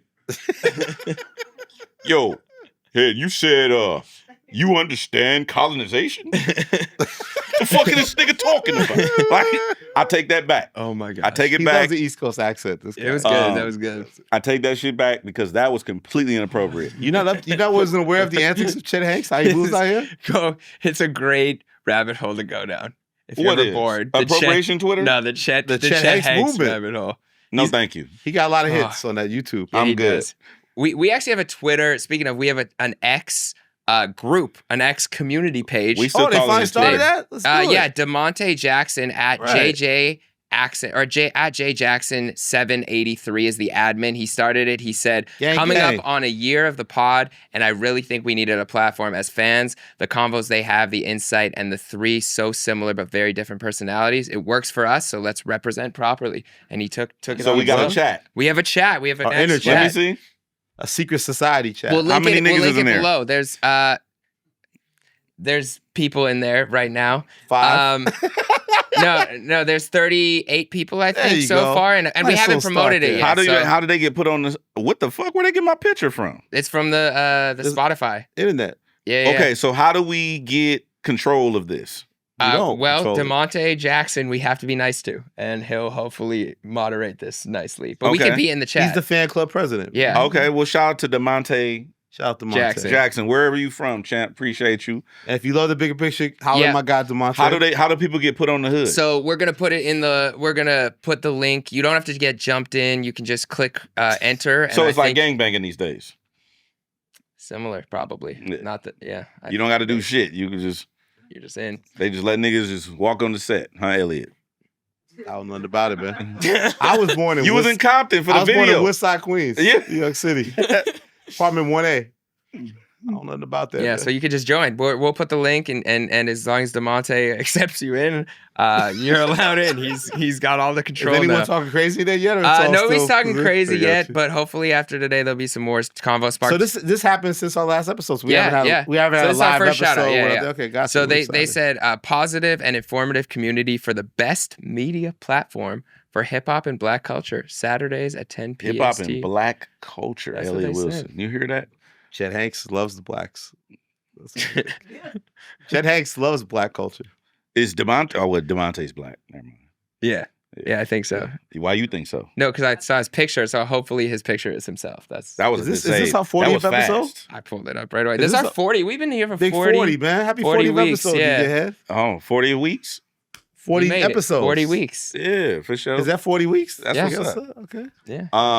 He y'all said almost a what we year. got to? You said something at 50. We got 50, you had to say I love you. No. But, What else we doing for 50? that was the only thing we had on the books, but we can open them up. Any ideas? Any ideas for the chat? I on think something we should do need for we 50? need to do a live show Oh, I would love that. So we got in 10 weeks. We 10 should do a weeks to live put show it for the big 50th. I love that. Okay, so the calendar right now, it is March 19th. 1, 2, We do everything in real time. 3, Fuck it. 4, 5, 6. Do it live. 7, So the 8, week 9, of what? 10. Summertime. It'll be like end of May. Memorial Like Day. in the May, we should do a live show. Memorial Day massacre. And niggas got to fly in from Queens and Ottawa, or where the fuck you from. Where Winnipeg. you from? Winnipeg. Yeah. Put some respect Baby. on Winnipeg. Come on. Winnipeg, Canada, baby. Let's Niggas go. flying from, Winnipeg and Queens, come fuck with us. You know, after you said that, an Ottawa hip hop page shouted you out for just mentioning Ottawa. They're like, DJ Hed mentioned Ottawa on the bigger picture, even though it was not where I'm from. Ottawa. And it was just a random Canadian city that you were throwing out. You got a shout out in Ottawa. Well, shout out to Winnipeg, too. That's where the Hart family's from, right? The Hart family. Stu Hart, man. Stu Hart You don't know started who the it all. Hart family is? Bret Hart, Stu Hart, the Papa, Big Papa Stu Hart. Yep. Bret Hart, Mhm, like yep. Stu Owen Hart's Hart, the father. Stu Yeah, Hart. Stu Hart, the Bret father. Hart. Come on, goddammit. Yeah. Oh, no. Sorry. The Hart Dungeon Training Camp is in Calgary, Alberta. Calgary, With Brett Alberta. and Ona. Yeah. That's also Somebody a from different Ottawa, city. though. Yeah, but are you talking about Ottawa or Winnipeg? Winnipeg. No, Bro, Winnipeg. listen, bro. Yo, hey, why they covering your lips like y'all in the cold in Rome? They're too big for this. The soup coolers. They don't want to show a black man's lips? No. Tell me why, Jeremy Hecht, that they don't show my lips. That's kind of fucking. You gotta Gotta move ask. up a little Listen, I'm bit. not in I'm control of this. asking you what your opinion is, because Raise 'em up. it's a debate show. It was. I'm not debating why they're not showing it. Should a black man be allowed to show his lips? They simply cropped the picture as best as they could. They could have probably put it up higher though. They could. Raise that They DJ could have done Hed the Elliott Wilson crop and cropped Exactly. Elliott Wilson's if name. they put DJ but they Hed's knew name on my level, they then knew if boom. they cropped Elliott Wilson's name, there would have been a problem. Because he's allowed to crop, but if Yeah, they but why cropped my lips Elliott not in the Wilson's picture? name, because you can't keep Elliott Wilson's name and have your lips. So they chose order of importance in what they thought. What do you think is bigger, Elliott Wilson's name or my lips? Personally, I That's think close. the way that you articulate yourself is important to the show. So I would assume that that's an important part of you. But Elliott Wilson's name is also on the show title, and so I think, and he's grown. This and not his- bullying, chat. Go and fuck his- yourself. His name, You know what I'm is, You saying? love this you guy. know, You love him. doing well. You're gonna take him to North Carolina, Dreamville. We're Oh going yeah, on a group Dreamville trip. Fest. No. Yeah. I'm not Why going. don't we do a live broadcast in the middle of Dreamville Fest? Just take over that shit. Hey, I heard. Just walk around like Kai be Take over doing that with his shit on. Yeah. I saw. Chat. I saw the last good J. Cole interview I saw was with Elliott Wilson and B-Dot at Dreamville Fest. That's right. God damn it. Yeah. And you know what I love about that? J. Cole, to his credit, I always say, the problem I hate about sports, DJ Hed, you can relate to this. Niggas got to do interviews. They do a game, they got to talk to the press after. They don't do that. Well, they're breathing heavy. After the game, they got to talk to the media. Lost. If they don't do it, they get fined and shit. They got to talk to people. But Cole did the headline thing. He tore the stage down. He went backstage for like about 5-10 minutes, and then he walked all the way out and sat and did the interview. That's some gangster shit. No, that was. But dope. people hated on it because it was only like a half hour. Like everybody wants every podcast piece to be a fucking 2-hour interview. Like he gave us like a good 30 minutes, No, it was 45 longer minutes. than I thought it was going to be. Possible. Fresh off the stage. Legendary. Yeah. And okay, so let me, how do I say a positive sound? Sound like I'm criticizing my peers. Take a breath. Take a breath. In subsequent years after, because I was the title at the time and we had the live stream, another company got the live stream, and for maybe 2 or 3 years in a row tried to replicate that formula, but J. Cole did not go to them at the end of his shows and sat with them and had a conversation. So That is a fact. That is a fact. shout out to them though. You know what? Good effort. I'll be open to going. I really want to see I like the Big lineup. Time. So wait, pull it up. I like the lineup. It's a good lineup. It's a I really dope wanna You see had me Big- make it feel like it was not gonna be shit because you're like, you're not getting no Drake, you're not getting no Kendrick. Like, but the lineup's pretty good. Let's Lil Wayne, the Hot Boys of the Big Timers, they out there doing it. Yeah. Savage, Party's out there. Luda's gonna tear it up. They always have like an old school Man, act. That's Luda got is hits. a performer, bro. He got records. Yeah. Ari Lennox, Chief Keef, Keisha Cole doing the album The Way It Is, classic right there. It's a really good lineup. I love it. Erykah Badu. Well, is Alchemist gonna pull up with some beats? What Erykah Badu said. Does night 2, or that second, slot from 21 Savage, Party Next Door, does it leave the door open for a surprise guest appearance? Fucking no. Well, I didn't think so at all. And then I saw this and I'm like, Well, you have Savage and Party, you still ain't gonna get Drake. is No, what I'm you're saying. not, bro. Let Drake it go. ain't coming. Anyway. Here's the thing though. Can we just put pressure on dude? There's no excuse for J. Cole not to have the Fall Off album ready around this time. I think that we really have to just draw the hard line. Enough is enough, man. Here it comes. Enough is enough. Here it comes. Go ahead. What are you gonna do this shit and what? Drop the record in June? Nigga, I'm exhausted. Mr. Delete this and like make the album, put the album out. There's songs. No? no, it's just so This funny. nigga gonna do a show Sunday with the fucking, no such thing better than yours. And about the new records, the new slaps. He has to drop the album. No? Around this Sunday night, the last festival, I would love this if he nigga did. gotta give us the album. Come on.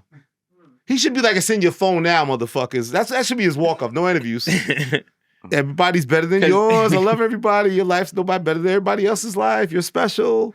Album is in your phone. They're gonna fall off. It's in your finally. That's how you should walk off. Album in your phone. If you don't do that, we're gonna hit it Monday. Oh, it was a great festival. Still waiting on the fall off. Yo, how long has it been? When did he announce the fall off? 2019. 2019. Playboi Carti's delivered after 5 years. It's time for light skinned Jermaine to give us the damn record, man. No, I'm the not. fall I mean, off? I would love that. I would love that. Why you at? I would love Because that. I love the curation of this event and everything. Like, give him his team, Ebe, and everybody props, and Cole's the leader. It's time for the record, though. We have April 5th. We have to get this goddamn out. April 6th, maybe.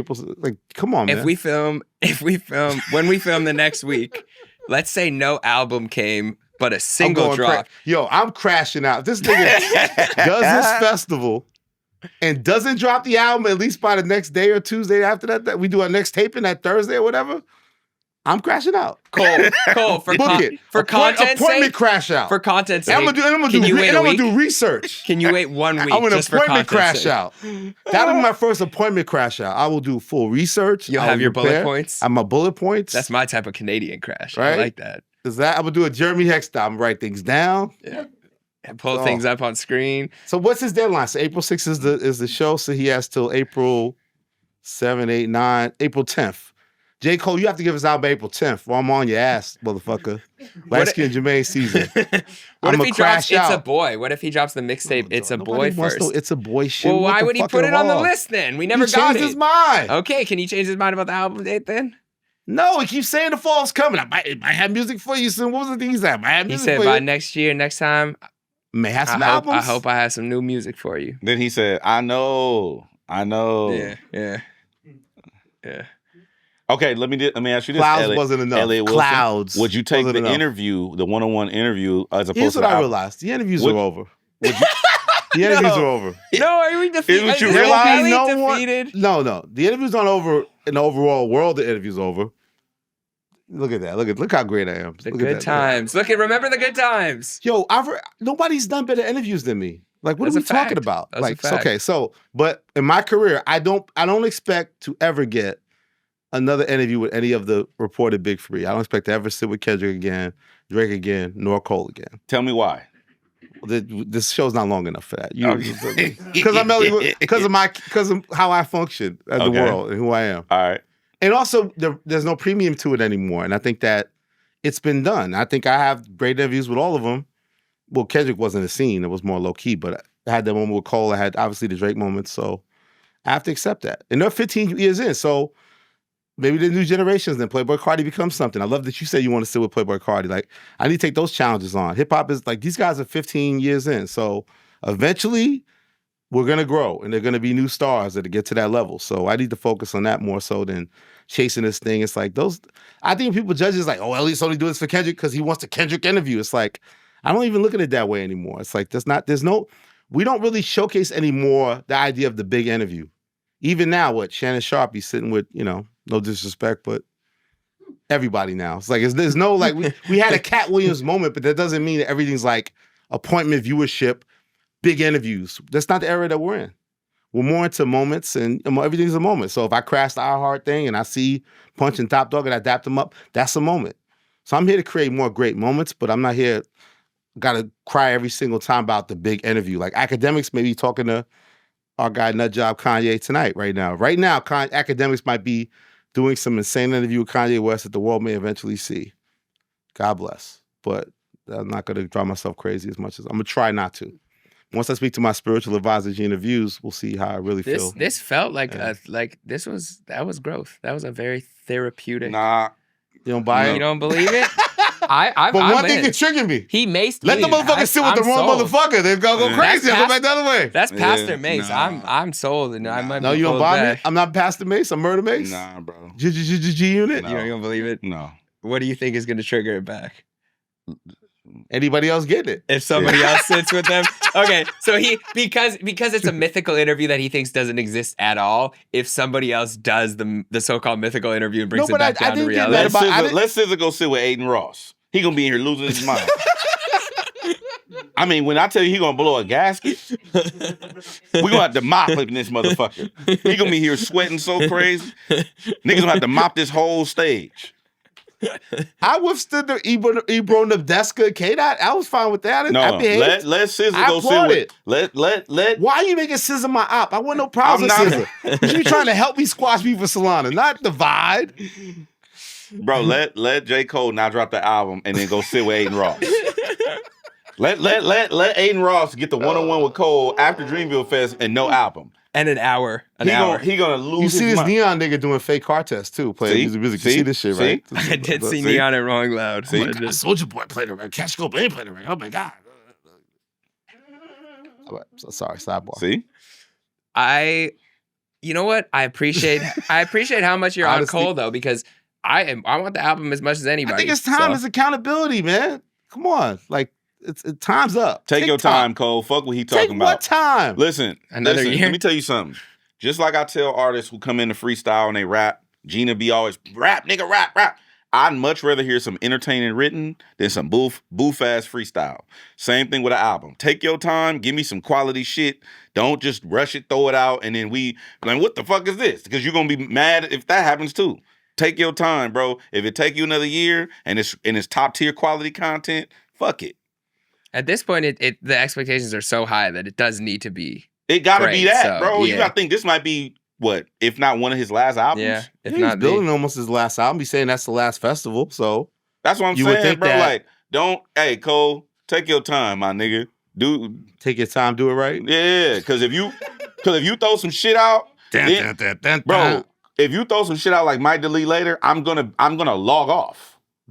You're gonna delete. It's not that I'm to delete. I'm just gonna log off. Like, oh, okay, and then I'm done. And then now And I then don't. you never have a redemption story. No, you have one, but I don't look forward to your shit no more at that point.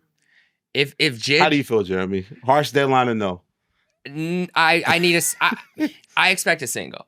I expect an announcement, a single. I don't expect the album, but I do expect something, either a guest and they premiere a song, a song drops that night. You want to feel like a rollout. Yeah, I want the start of the Fallout rollout. As in, in, like, there's a destination. There's a landing place. I don't necessarily and you may get it in want the summer, you may get it in the fall, but at least we're centered on. At least do what J.I.D. did. Just say, I turned the album in. That, you know what I mean? Who the I know fuck you is hated Cole that. turning the album into? Jeremy Hecht? He turned it into himself, and he said, I'm done. I'm out the booth.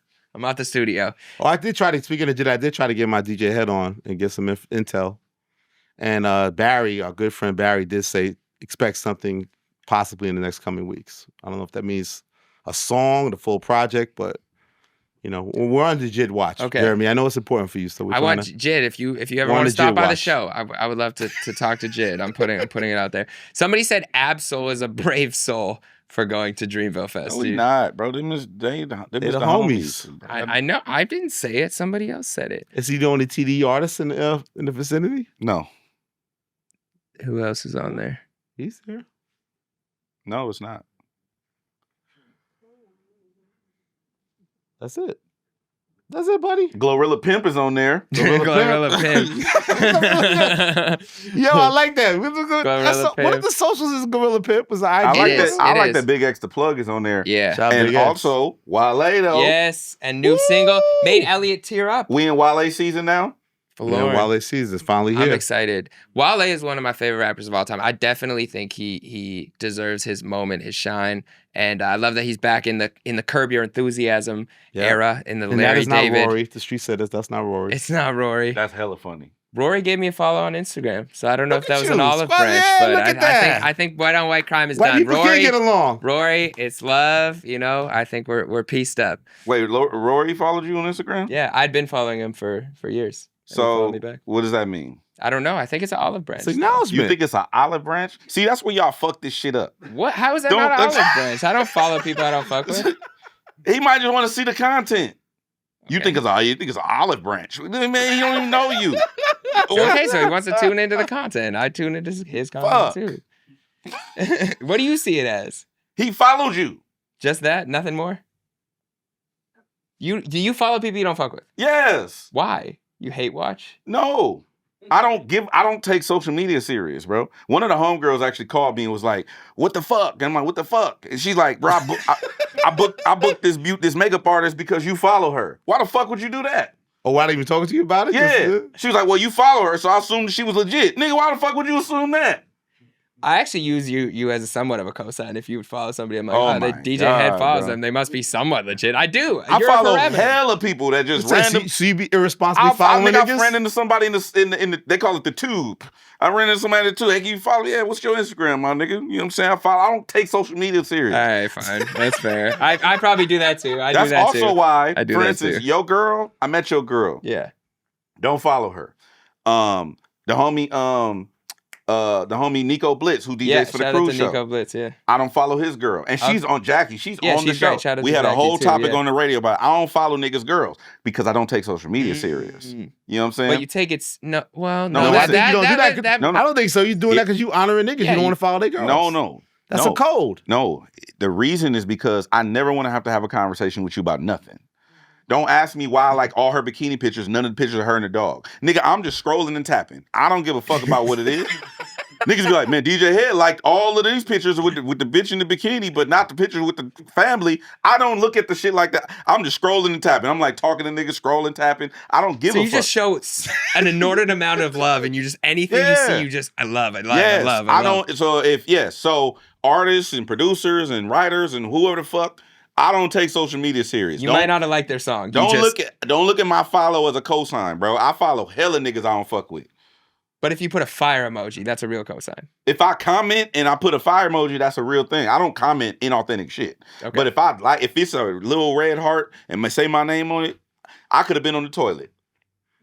Or in the bathtub. Yeah, I've been killing time just on the toilet just yet. Mm-hmm. Like, I don't, this shit, well, you know what I'm saying? Yeah. So, Rory. That's not an olive branch, is what he says. If I follow a nigga, that's not an olive branch. Like, yeah, you shit, I'm cool with this nigga. But isn't it an acknowledgement if Hecht has followed him for a long time, is professed to be a fan? I don't mean to I'm not trying to shit on your moment, King. And then, I'm not taking it and then as a he's crazy paying moment, attention to Hecht. He's commenting on what Jeremy's done. Now you're making me feel bad. Welcome to my world. Welcome to me. That's like being me. The night show vibes are actually crazy right now. I feel like now you making me feel like I'm shitting on his moment. I'm not shitting on his moment. I'm just saying I don't want him to set himself up for expectation I don't failure. expect anything. I was just assuming. Also, he's being protective of him. Of his emotion. He's emotional. I am emotional. You know what I'm saying? This nigga like say he unfollow him, he can be like, yo, Rory unfollowed me. I thought he hit me with the olive branch. 48 hours. And he broke that motherfucking branch. Yeah. I thought he olive branched me. I do get disappointed like that. So I see it. I appreciate the protection. Do you monitor if people unfollow you? No, I don't. Yeah, I feel like people don't do that anymore, right? People used to be obsessed with that. I saw you unfollow me. Yeah, and you'd see them in real life. Monitors that? I know people who monitor all that. They look at who watch their story. Somebody hit me. Oh yeah, like, I don't do that. Yo, you watched my story. I'm like, I did. And it's like, you watched my story and didn't text me back. First of all, two separate things. I'm like, bro, like, actions. what the fuck are you talking about, bro? You're a grown man. I learned this thing. This is for all you social media managers, where you go to Instagram, you put on a story, and you just put it on, just let it run. And then it watches hella people's story, and then they all go back and interact with your content and run. It's a social engagement thing. Like, niggas don't give a fuck about what you got going on, champ. Yeah, that's using you. You know what I'm saying? They just use engagement farming. Anyway, that's fair. That's go back. Maybe Roy followed you, so you'll stop putting heat on Maul. Yeah, just in Maul every you got episode. an olive branch. Congratulations. Let's go back to Wale. Okay, so Wale. All right, shout out to Roy. So Wale season Florida. You said you had heard this song a while back. Yeah, when I heard it, I was like, wait, I think album? I heard this record before. So he played for me. We were hanging out one time. We was in a Maybach, as he told me. He said I heard it and I was kind of zoning out because we had a couple of beverages running around. You was drunk, and I wasn't all the way drunk. Okay, tipsy. God damn. Tipsy. I'm just asking. He was Said we had a couple beverages. Jump ahead, nigga. You was drunk. You was shit faced, motherfucker. Was you vomiting in the back and pissing like Tracy Morgan at the motherfucking Nick game, nigga? You was told to fuck up. Tell the truth, Elliott. Shot, nigga. Shot, nigga. Was it Blanco or Responsado, nigga?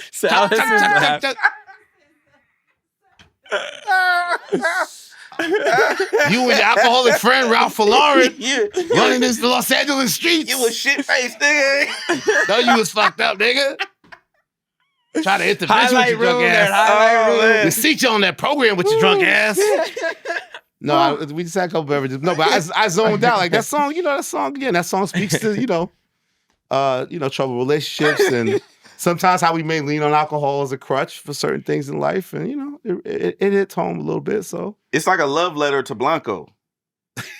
That's what the record is, or is it a double entendre? I'm stupid. Double entendre. Okay, I'll accept that. There's a message in the bottle.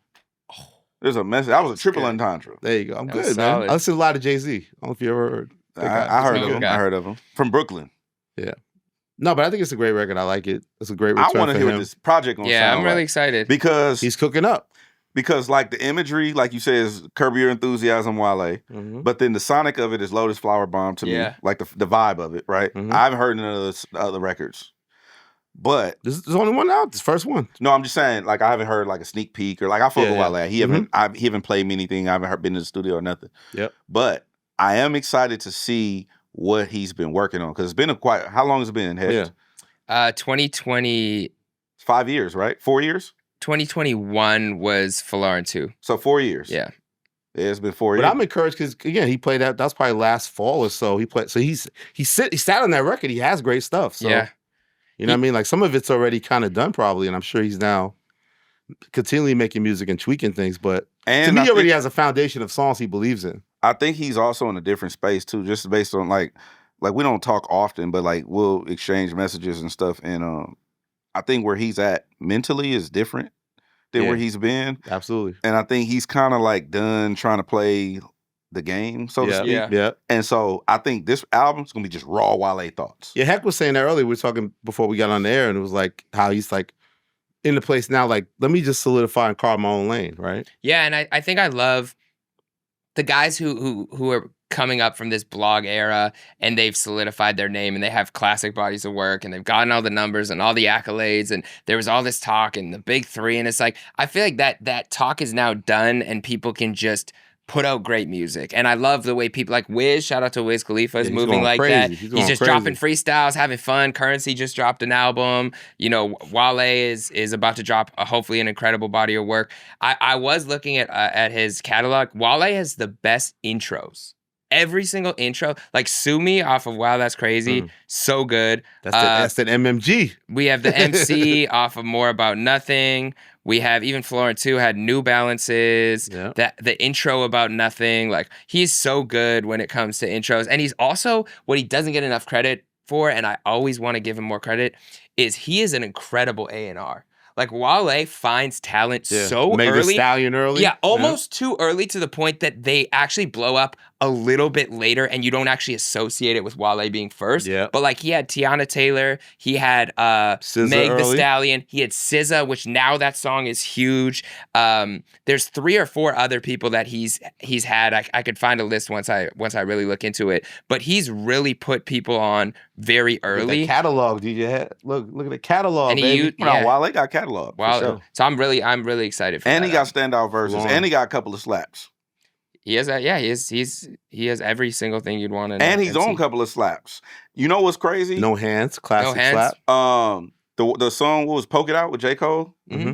That shit went crazy in the clubs. It's still going. Like I play that still to this day. Like Yeah. that's one of my go-to records. But I think Wale flip that vibrant thing, right?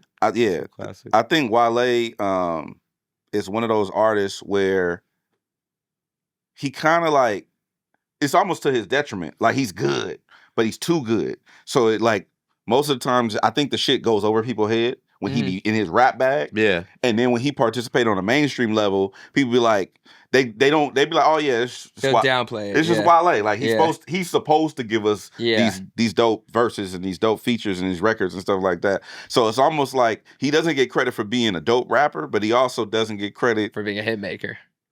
It's Big Sean is always in the same I can see that, yeah. conundrum where they're both so good at rapping and also so good at understanding what a hit is, and most rappers never have one hit. Like most rappers who are great at rapping never have a hit. Big Sean and Wale have 10 plus hits. Like if you look at Wale's or they'll catalog, catch 1 or 2 hits. These guys have like tons of hits. Like Both of them. No Hands, Lotus Flower Bomb, The Need to Know. Like even he was on Leon Thomas early. He was on Leon Thomas's album as a feature. Diced What was Pineapples. the one, Jeremiah? The Chill joint? Yeah, The Chill. Yeah, Chill. Ambition. Like the Body with Jeremiah. That was he was on another one. There was another. It wasn't Slight Work. Was it Slight Work? Slight Work is big. Sean's in that too. With Big Sean. Yes, there you go. That's both of them. Worlds collide. And it's funny because I always said with J. Cole and Wale when they were on Beautiful Ambition, is it called? Beautiful Bliss. Beautiful Bliss. That to me was like showcased both of them so well, but it also showcased, like I always compared it to like Eminem and Jay-Z on Renegade, where to your point, Wale is so deep with his pen and so thoughtful that there's a lot of layers. It's a lot of double entendres. It's a lot of like thinking that goes into it. And Cole has a little bit of that, but he's also pretty like on the nose, punchlines and like flow based. So I think that everyone gave Cole this great credit for an incredible verse, but Wale's verse is also so good. It just is woven differently, just like Jay-Z's verse is also so good on Renegade. It just has different layers. I also seen Wale kind of grow a little bit because he's been plagued with the asshole rhetoric for a long time. Yeah, like he's getting pulled by social. Wale is such a dick. He's an asshole. He's rude and all this other kind of shit. And that's kind of died down over the years. I don't know if he just hasn't offended anybody. Some changed behavior on his end. I can see changed behavior though. Hasn't ran into Complex recently. I wonder. I'm gonna ask. Well, I haven't talked to Dot, but I would like to see what Dot thinks about Wale's pen. Yeah, I mean, I would assume he has to respect it. Because I think Wale does, like you said, I think he does have a lot of thought that goes into his records, which probably does go because his fan base he has a large female fan base. Yes, yeah, you know I've been to shows. Yeah. I remember going to Wale show dedicated. downtown, and it was just women in there. I'm like, damn, these women love hip hop. Wale makes songs for women all the time. He got a lot of Sometimes women, they're bro. sexy. At his Sometimes shows. they're sexy. I was like, Yeah. damn, bro. Like, I didn't know. Like, that was my first time Yeah. going to Wale show, and I was like, damn, it's a lot of women in this motherfucker. One of the homies pulled a girl at a Wale show we were at. Who? Jordan. You know Jordan. Your white friend? No, my black friend Jordan. Yo, wigger. Why you need a name? Why couldn't he just say my friend? Like, He say his name. He Yeah. He's still with her? No, he's happily in a relationship, and this Was he in a long relationship before when he that. pulled the girl No. out the Wale Hey, show? hey. That's Dirty Mac. And Gina View said I'm dirty. Yeah, I'm no, Dirty he was Mac. not. No, he Jump was right single. into it, did you? He was my single. bad. I pick it. apologize. I was actually in a relationship, or maybe not in a relationship, but like committed. So I just did a pick and roll. I just talked to the other friend. You know. Was the Pick other and friend, so you keep in contact with the other friend? Nope. She texted me. I never answered. Let me see. I don't remember her name. This was like years ago. All right. Yeah. Just making sure. You with a black woman, bro. And I'm loyal. I'm loyal. Faithful. to What's my the name queen. of Wale's album? Do you know Elliott Wilson? I do not know. All we He have played is you the current record, single. didn't tell you the name of the album. No, There was played me a lot of beverages. records, and we finally heard one of them. So I'm happy. That's our first step. Blanco. What do you think the On name your of the phone record is right now? going to be? Nigga, I don't know. It's gonna be calling out. Album about something. I don't know. Like An it's album about Wale. something's kind of fire though. He's not telling me nothing yet. He's doing. Look, God bless. He's doing the traditional. This is my first single. I'ma ask on the him. album. Can we, Wale, if you want to come on the You want show, the you're scoop? also You want welcome. the scoop? Yeah, we I'ma gotta ask have him him. on the show. We have to have him on the show. Yeah, I that'd be a think great that'd be a guest dope for us. guest. Next week, I'm going to ask him. Why not ask him now? I mean, I ask him, but I'm report on it next week. I don't think he's ready to announce it to the world. I'm going to still ask him. Oh, because there's no pressure on Cole to deliver an album, but No. you want to press Wale to reveal his album title. He's rolling shit Wait, out. what? If J. Cole dropped a He's single, rolling a single out. if J. He Cole wants dropped you a, to grasp this Blanco bro, record. if J. Cole dropped a record and he was like, yeah, this is what I'm rolling, then yeah, but you know what Cole's album's called? It's called The Fall Off, which you've heard. Which we forever. already know, Elliott Wilson.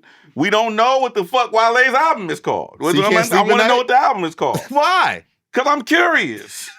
So J. Cole is Love is, rap. We J. sound Cole's like album's fucking keeping George you up at Costanza's night. parents up here. Yeah, I'm trying to find something to be this passionate about. I'm like, I want to be this upset or happy about something to do What's with his someone's album album. You gonna get drunk with this nigga and don't get his album title? What's his album title Ooh, called? Can I be this excited about the Nav album since you guys? No. Oh my God, not Nav. They said they like that I'm Nav not a album Nav cover, fan, though. bro. They I'm like the not Nav either. album cover. The streets are saying the album cover looks cool. I haven't Let seen me pull it up. Shout out Nav, But man. you know what I'm excited for is Russ's album. Me I'm too. excited for I that. like It's Russ. called Wild, right? That's called. Yeah, Album Wild. title? It's called Wild, DJ. Hed. Thank you. Yeah. Thank you, King. It's Russ. The album's called Wild. I don't have a date yet, and once I do, I'm gonna tweet that shit, and I'm gonna get a million views. Didn't he put a date? I think he did put a date. He put a date. Yeah. Yeah, Russ it did. Rory was- tweeted it out. That was only in a subreddit group with Jeremy Hecht. It was just us two. Unveils the cover art. No, I for think he his said new May or album. June or something. He said he gave a ballpark. I think he said May or June. Yeah, So we're going back to when rappers used to say, "My album's coming out." summer 2 and months from spring. now? Yeah, he said summer, spring. Are we getting more like rap album announcements, more less surprise drops and shit? Like more like, here's my single. Let's build my single rollouts. turning in albums? Give me an album a month or two from now. Jack Harlow and Doja Cat spotted out, you and then excited? 2 days later, a single is dropping. Are you ready for that? Streets. The Doja and streets Jack? may be ready. I don't know that I'm. But see, I Ready. don't understand Jack Harlow. Jack Harlow, he's throwing out good singles, but it's like, what's the strategy behind it? I don't understand what he's doing. I mean, he's on a major label. You put a record out till it stick. That's that. I don't Also, know his that. records aren't sticking. They're I waiting don't. to. No, I'm just They're saying. not sticky. I don't know. I'm just saying that's the strategy that I've seen labels use. It's like you put a record out, okay, They're waiting for one to really take off. to really react. Because Jack Harlow's a real hitmaker. He had 2 #1 records in the country back to back. Like you have to figure that out. Yeah, you can't. Yeah, you can't go into a new album without one of them. He did with the Jackman, Elliott's favorite little album. Where's all He always put the Jack Man down. I like. I'm not yeah. putting the Jackman down. Jack Man ain't had no slaps. All that boom bap shit. Like he just blazing Kanye West back in the day. I'm sorry that I want my homies to have big over the top records. He got some. Yeah, but not on the Jackman. We try to boom bap you on that one real quick. That's Like, fine. embrace That's good. Hey, all you got to do is turn back to rest in peace Nipsey Hussle and his album, and you see what happens when Head wants to I do slap. have a Drake theory before we go. If you want to hear it. We made it the whole episode. I didn't even bring up the lawsuit. I didn't even say the lawsuit. But if you want to, we got to get a I theory. wrote something down. Let me see what I had to say about Drake. We almost made it, Jeremy. This is literally buzzer beater. This is like fourth quarter. And watch, somebody's gonna clip this and be like, look, all they do is talk about Drake, even though this is 30 seconds. DJ Hed, DJ Blowjob got a whole career talking about Drake. I don't have to do it. But you already brought it up. It's an algorithm. Well, first, I did say I was going to do my Rushmore of current rappers. Okay, yes. So I got Kendrick at number 1. I got Future at number 2. I have Carti down number 3, and I have Drake at number 4. You put Drake behind Playboi Carti? Yes. Culturally relevant right now. Damn. Culturally relevant. Those are the top 4. That's like hot artists. So now Drake doesn't get a medal. Right? He doesn't get a gold medal, a silver medal, or a bronze medal. He's the 4th guy. Damn. So why are we in this Drake dilemma? And I guess what I was thinking about was, what? You still have Drake above Carti? I got Travis in there before I got... Travis ain't active. And Travis, Travis doing a Jack Boys 2 album. Travis is lost right now. Travis is not. I'm talking about right now. Who's doing it right now? I see, production's nodding with me. It's Kendrick, Future, now Carti, go put big boy numbers up, and the boy's still in there. He's in the fight. And then pick your 5th. Pick your favorite. You want Boss Man D-Lo me, whoever you want to pick. Damn. Who's your 4 right now in the culture? Who's moving it right now, hip-hop? Right now. Who's your top 4? Continue. I'm just reacting to go ahead. I'm sorry. I get bored with this whole UMG shit, the lawsuit, I think the big thing is that what people don't say to me is, again, it's unprecedented and crazy that this guy is suing Universal. He's suing the biggest thing on the planet, right? And they still put his music out. Whatever way he worked it around, right? Never seen that done before. And I get it, right? So it's the call to arms where it's like, well, because of that, we're going to push, let's say the theory of the industry, we're going to push Kendrick even more because, he's the guy now. So he gets all the muscle and push behind him of the industry that Drake once had, right? He's earned that moment. So radio domination, Universal would rather see him win or be higher. So to me, the challenge was very much to Drake's fans, the loud, obnoxious bunch that we deal with all day on the internet, to rise to the challenge of, we're going to support our hero and deliver against the system. We are galvanized. Lucian Grange is not going to stop me from going on my DSP and listening to my Drake album. And we're going to put up these numbers that show he is the number 1 guy. And all this shit is bullshit. And they failed him. They let Drake down. They have not delivered. Other than the opening week, which is a huge accomplishment, 227 or whatever it was, very huge number, opening week. He's now consistently underperformed against Kendrick in the field. Even though Nokia, we keep trying to make it a top 5 hit, it's not even there yet. So my theory now is that the Drake fans, the biggest, loudest voices, that, let your man down because you're showing you can't beat the system. You have not supported him enough. Why isn't that album number 1 in the country? Why isn't Nokia number 1 in the country? No one is stopping you from listening to the music. You know what it is that you don't love that music as much as you did his old music. You don't support the 2020s Drake. You didn't really rise for All of the Dogs. You didn't rise for Certified Lover Boy. You rose for motherfucking Scorpion. He lost a battle with Pusha T, and you was all Kiki, do you love me all summer. So whether there's a decline or not, Drake in the 2020s is not viewed the way he was before that. And his fan base, for all their talk and all their theories and lawsuits and their lawyers and dockets and this shit, listen to his music more. You get better numbers. The huge first number, that's a lot of ops listening to it also. We all want to hear what's he going to come up with. So now that it's died down, why is he getting outperformed by Kendrick still, and why is Carti now going to take his spot too? It's like, I don't think he's getting enough support from his fans who talk all this shit but aren't really championing their guy. I still feel like Kendrick's audience is still outwardly championing him and really supporting him too. And Drake's fans aren't. So is that fair or is that a wild So what you're thing? saying is you love dealing with the OVO stands online so much that you want them to now... It's your fault. Yeah. It's your fault. No one is stopping you from whatever the metrics is. Spotify, no one's stopping you. You're not consuming that music the way you used to consume Drake's music. So you telling his fans to stop tweeting and go stream? Yes. Put your energy into the DSPs. Nicki does that. Nicki's galvanized their fan base through the years to make sure that the talk isn't just there, but there's mobility to actually do listen to the music. I think he knows it too, and I think he's disappointed too. So why he ain't tweeting like, "Oh, listen to my music"? Well, there's fan pages doing that. They're being like, here's how to stream it. If you buy it once, guys, we got to keep it going. And if you clip, you can But make everybody money. does that, but it works for some people when people do that. They're not doing that here. They're tweeting. And they're caught up in the drama of the rap. What does it mean he sued and this and Kendrick's not that guy you think he is and that. But you're not listening to track 20 on the album enough. You're not really listening to it to the same way. We know what it's like when Drake is this omnipresent. These are the songs you can't escape, whether you like them or not. And these latest projects have not given us those feelings.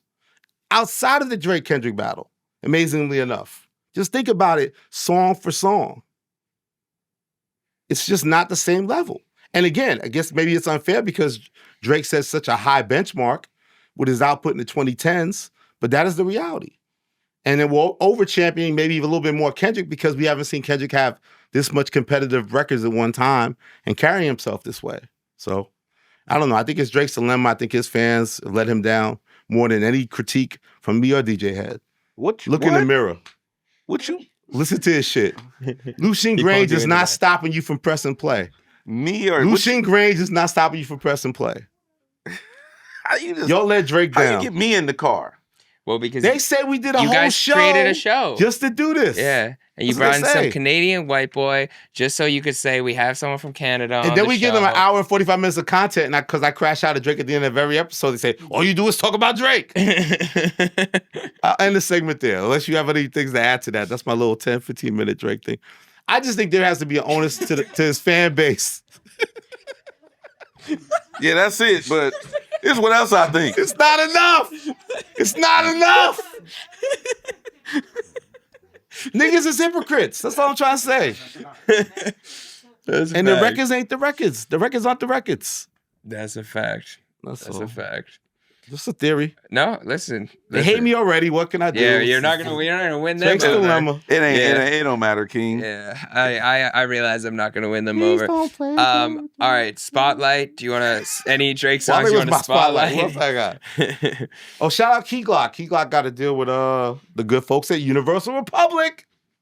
He's Young Dolph's artist. Shout out to him. He got a record deal over there.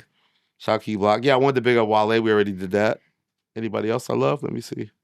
I once asked Key Glock his red flag in women, and he said, when she's too friendly. What? Real shit. Yeah, he said. I got a couple if you want. Let's go. So a song called Dark Thoughts by Lil Tecca. It's a good record. Fire. Yeah, really good. That's another one. I don't like how that guy moves, but he makes... No, he does a lot of questionable shit. Go do your Googles. Niggas know. But he makes good... He's problematic, but he makes good records. So. Okay. Not that you asked my opinion and shit. It's my show with you, so it's all good. There was one more that I wanted to talk about. Damn.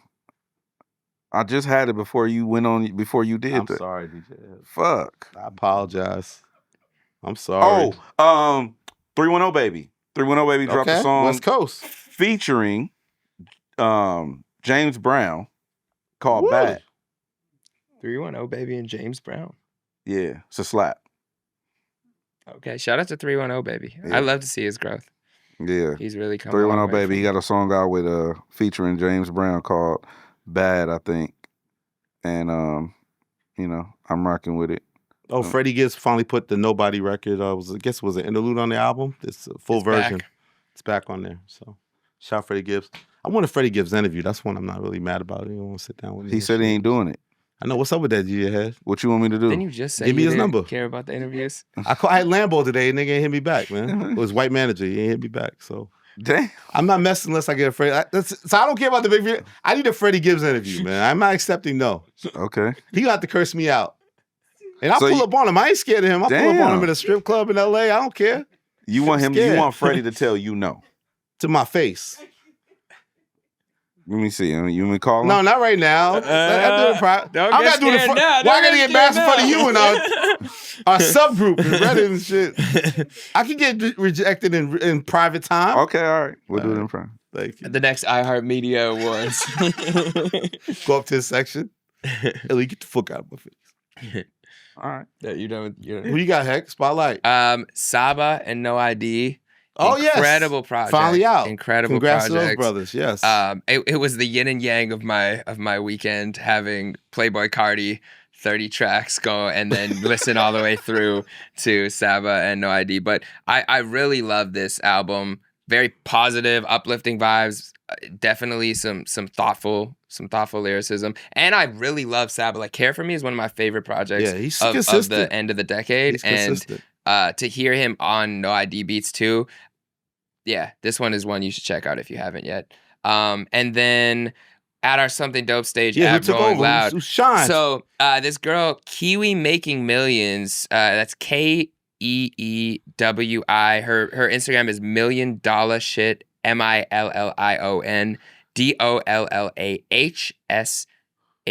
Bro. $1 million.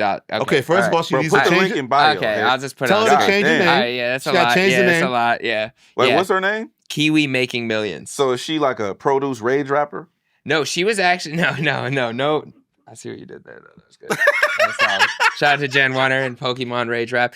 But no, she pulled up and killed the stage. That was solid. But Cool stage. There's Something Dope stage at Rolling Loud. And yeah, we had a lot of people pull up, a lot of people come through. Stunna Man from the Bay Area is also super dope artist. He has this song called Eat a Salad. Yes. He said West Coast.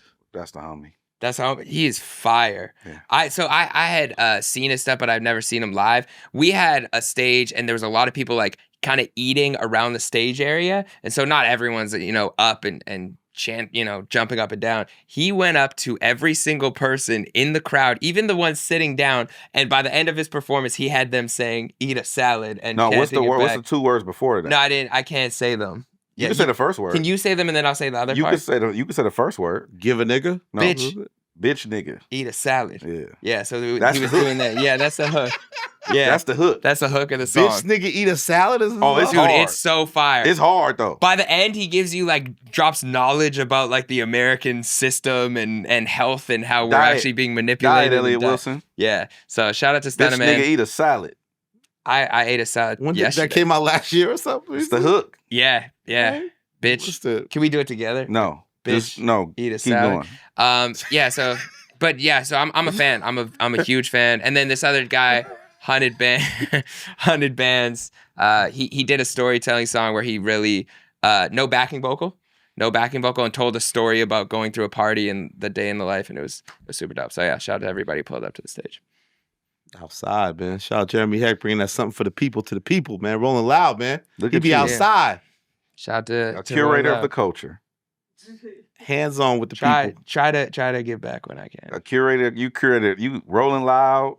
You out here. You got a new TV show that you launched on Uproxx. TV show. Soundcheck, yep, You know what I'm out saying? now. You can You check got it out. a follow from Rory. The big three. That's the big three. That's the big three. You know what I'm saying? Yeah. Talking about Soundcheck, man. Yeah, new show on Uproxx. It's been a few months in the workings, and a lot of people behind the scenes working on it, so shout out to the team. But it's basically giving people difficult music decisions, 2 songs at a time. You got to make decisions. I get to learn your music taste throughout the show, so if we had DaBaby on the first episode, he had to pick between people like Eminem Tupac and I Eminem, saw that which got is a tough serious. decision. And then by the end, he writes down one song, our producers write down another song, and I have to guess based on his taste which song is actually his. So it's fun. I love the fact that I get to listen to music with some of my favorite artists. So, go check that out. Leave a comment, say you're here from the bigger picture. Soundcheck. and we'll leave- Soundcheck, baby. Hey man, listen. Thank y'all for watching. Make sure you go check out that audio version of the podcast on all streaming, wherever you get your podcast from. Yeah. And also stay tuned for more from the bigger picture. We got 50 episode coming up. We're gonna press to do that live show. Go watch Effective immediately. Yeah. That's my show. And Gina Views. And Gina Views, who's Elliott Wilson's spiritual advisor. And And she like, will comment, accept. and subscribe, and do all those things. And that's it. DJ Hed did not yawn in the nighttime broadcast. I just He did, yeah. yawned. Finally, yeah. You kept it in. Wait, real quick. I know they're going to be like, stop, because thank you to everyone who stayed this late. But before we started, you said, you know what I left to come do this show and hang out with you guys? What was it that you walked away from just to be here with us? Uh-oh. Sacrifice. I thought you forgot about that. No, I did not forget. Don't be scared because your manager Sal's is here, man. Tell us the truth, man. So I was doing Sway's Welcome Home to California party. West Coast. It was a live party on the air, on the air and everything over at Sirius XM, and he had performers performing. And one of the performers I'm very fond of, her name is Amanda Reaver. And I was talking to her, and Sal was like, "Come on, we gotta go," because you was late. Because I was late, and I was like, "All right," and I left. But women like somebody who's, a busy man. You got shit to do. You can't just stop it. So maybe we helped you. Bro, just see, you didn't see her. That's why you trying to rationalize this. Yeah, that's fair. Yeah, shout out to Amanda Reaver. Spotlight. It's not far. Spin the block, man. What time is it? Don't worry. Still be there? Don't worry about what I'm worried Where about. the afties at? The afties. West Coast. The bigger picture. That was fun. Late night Fun episode. antics.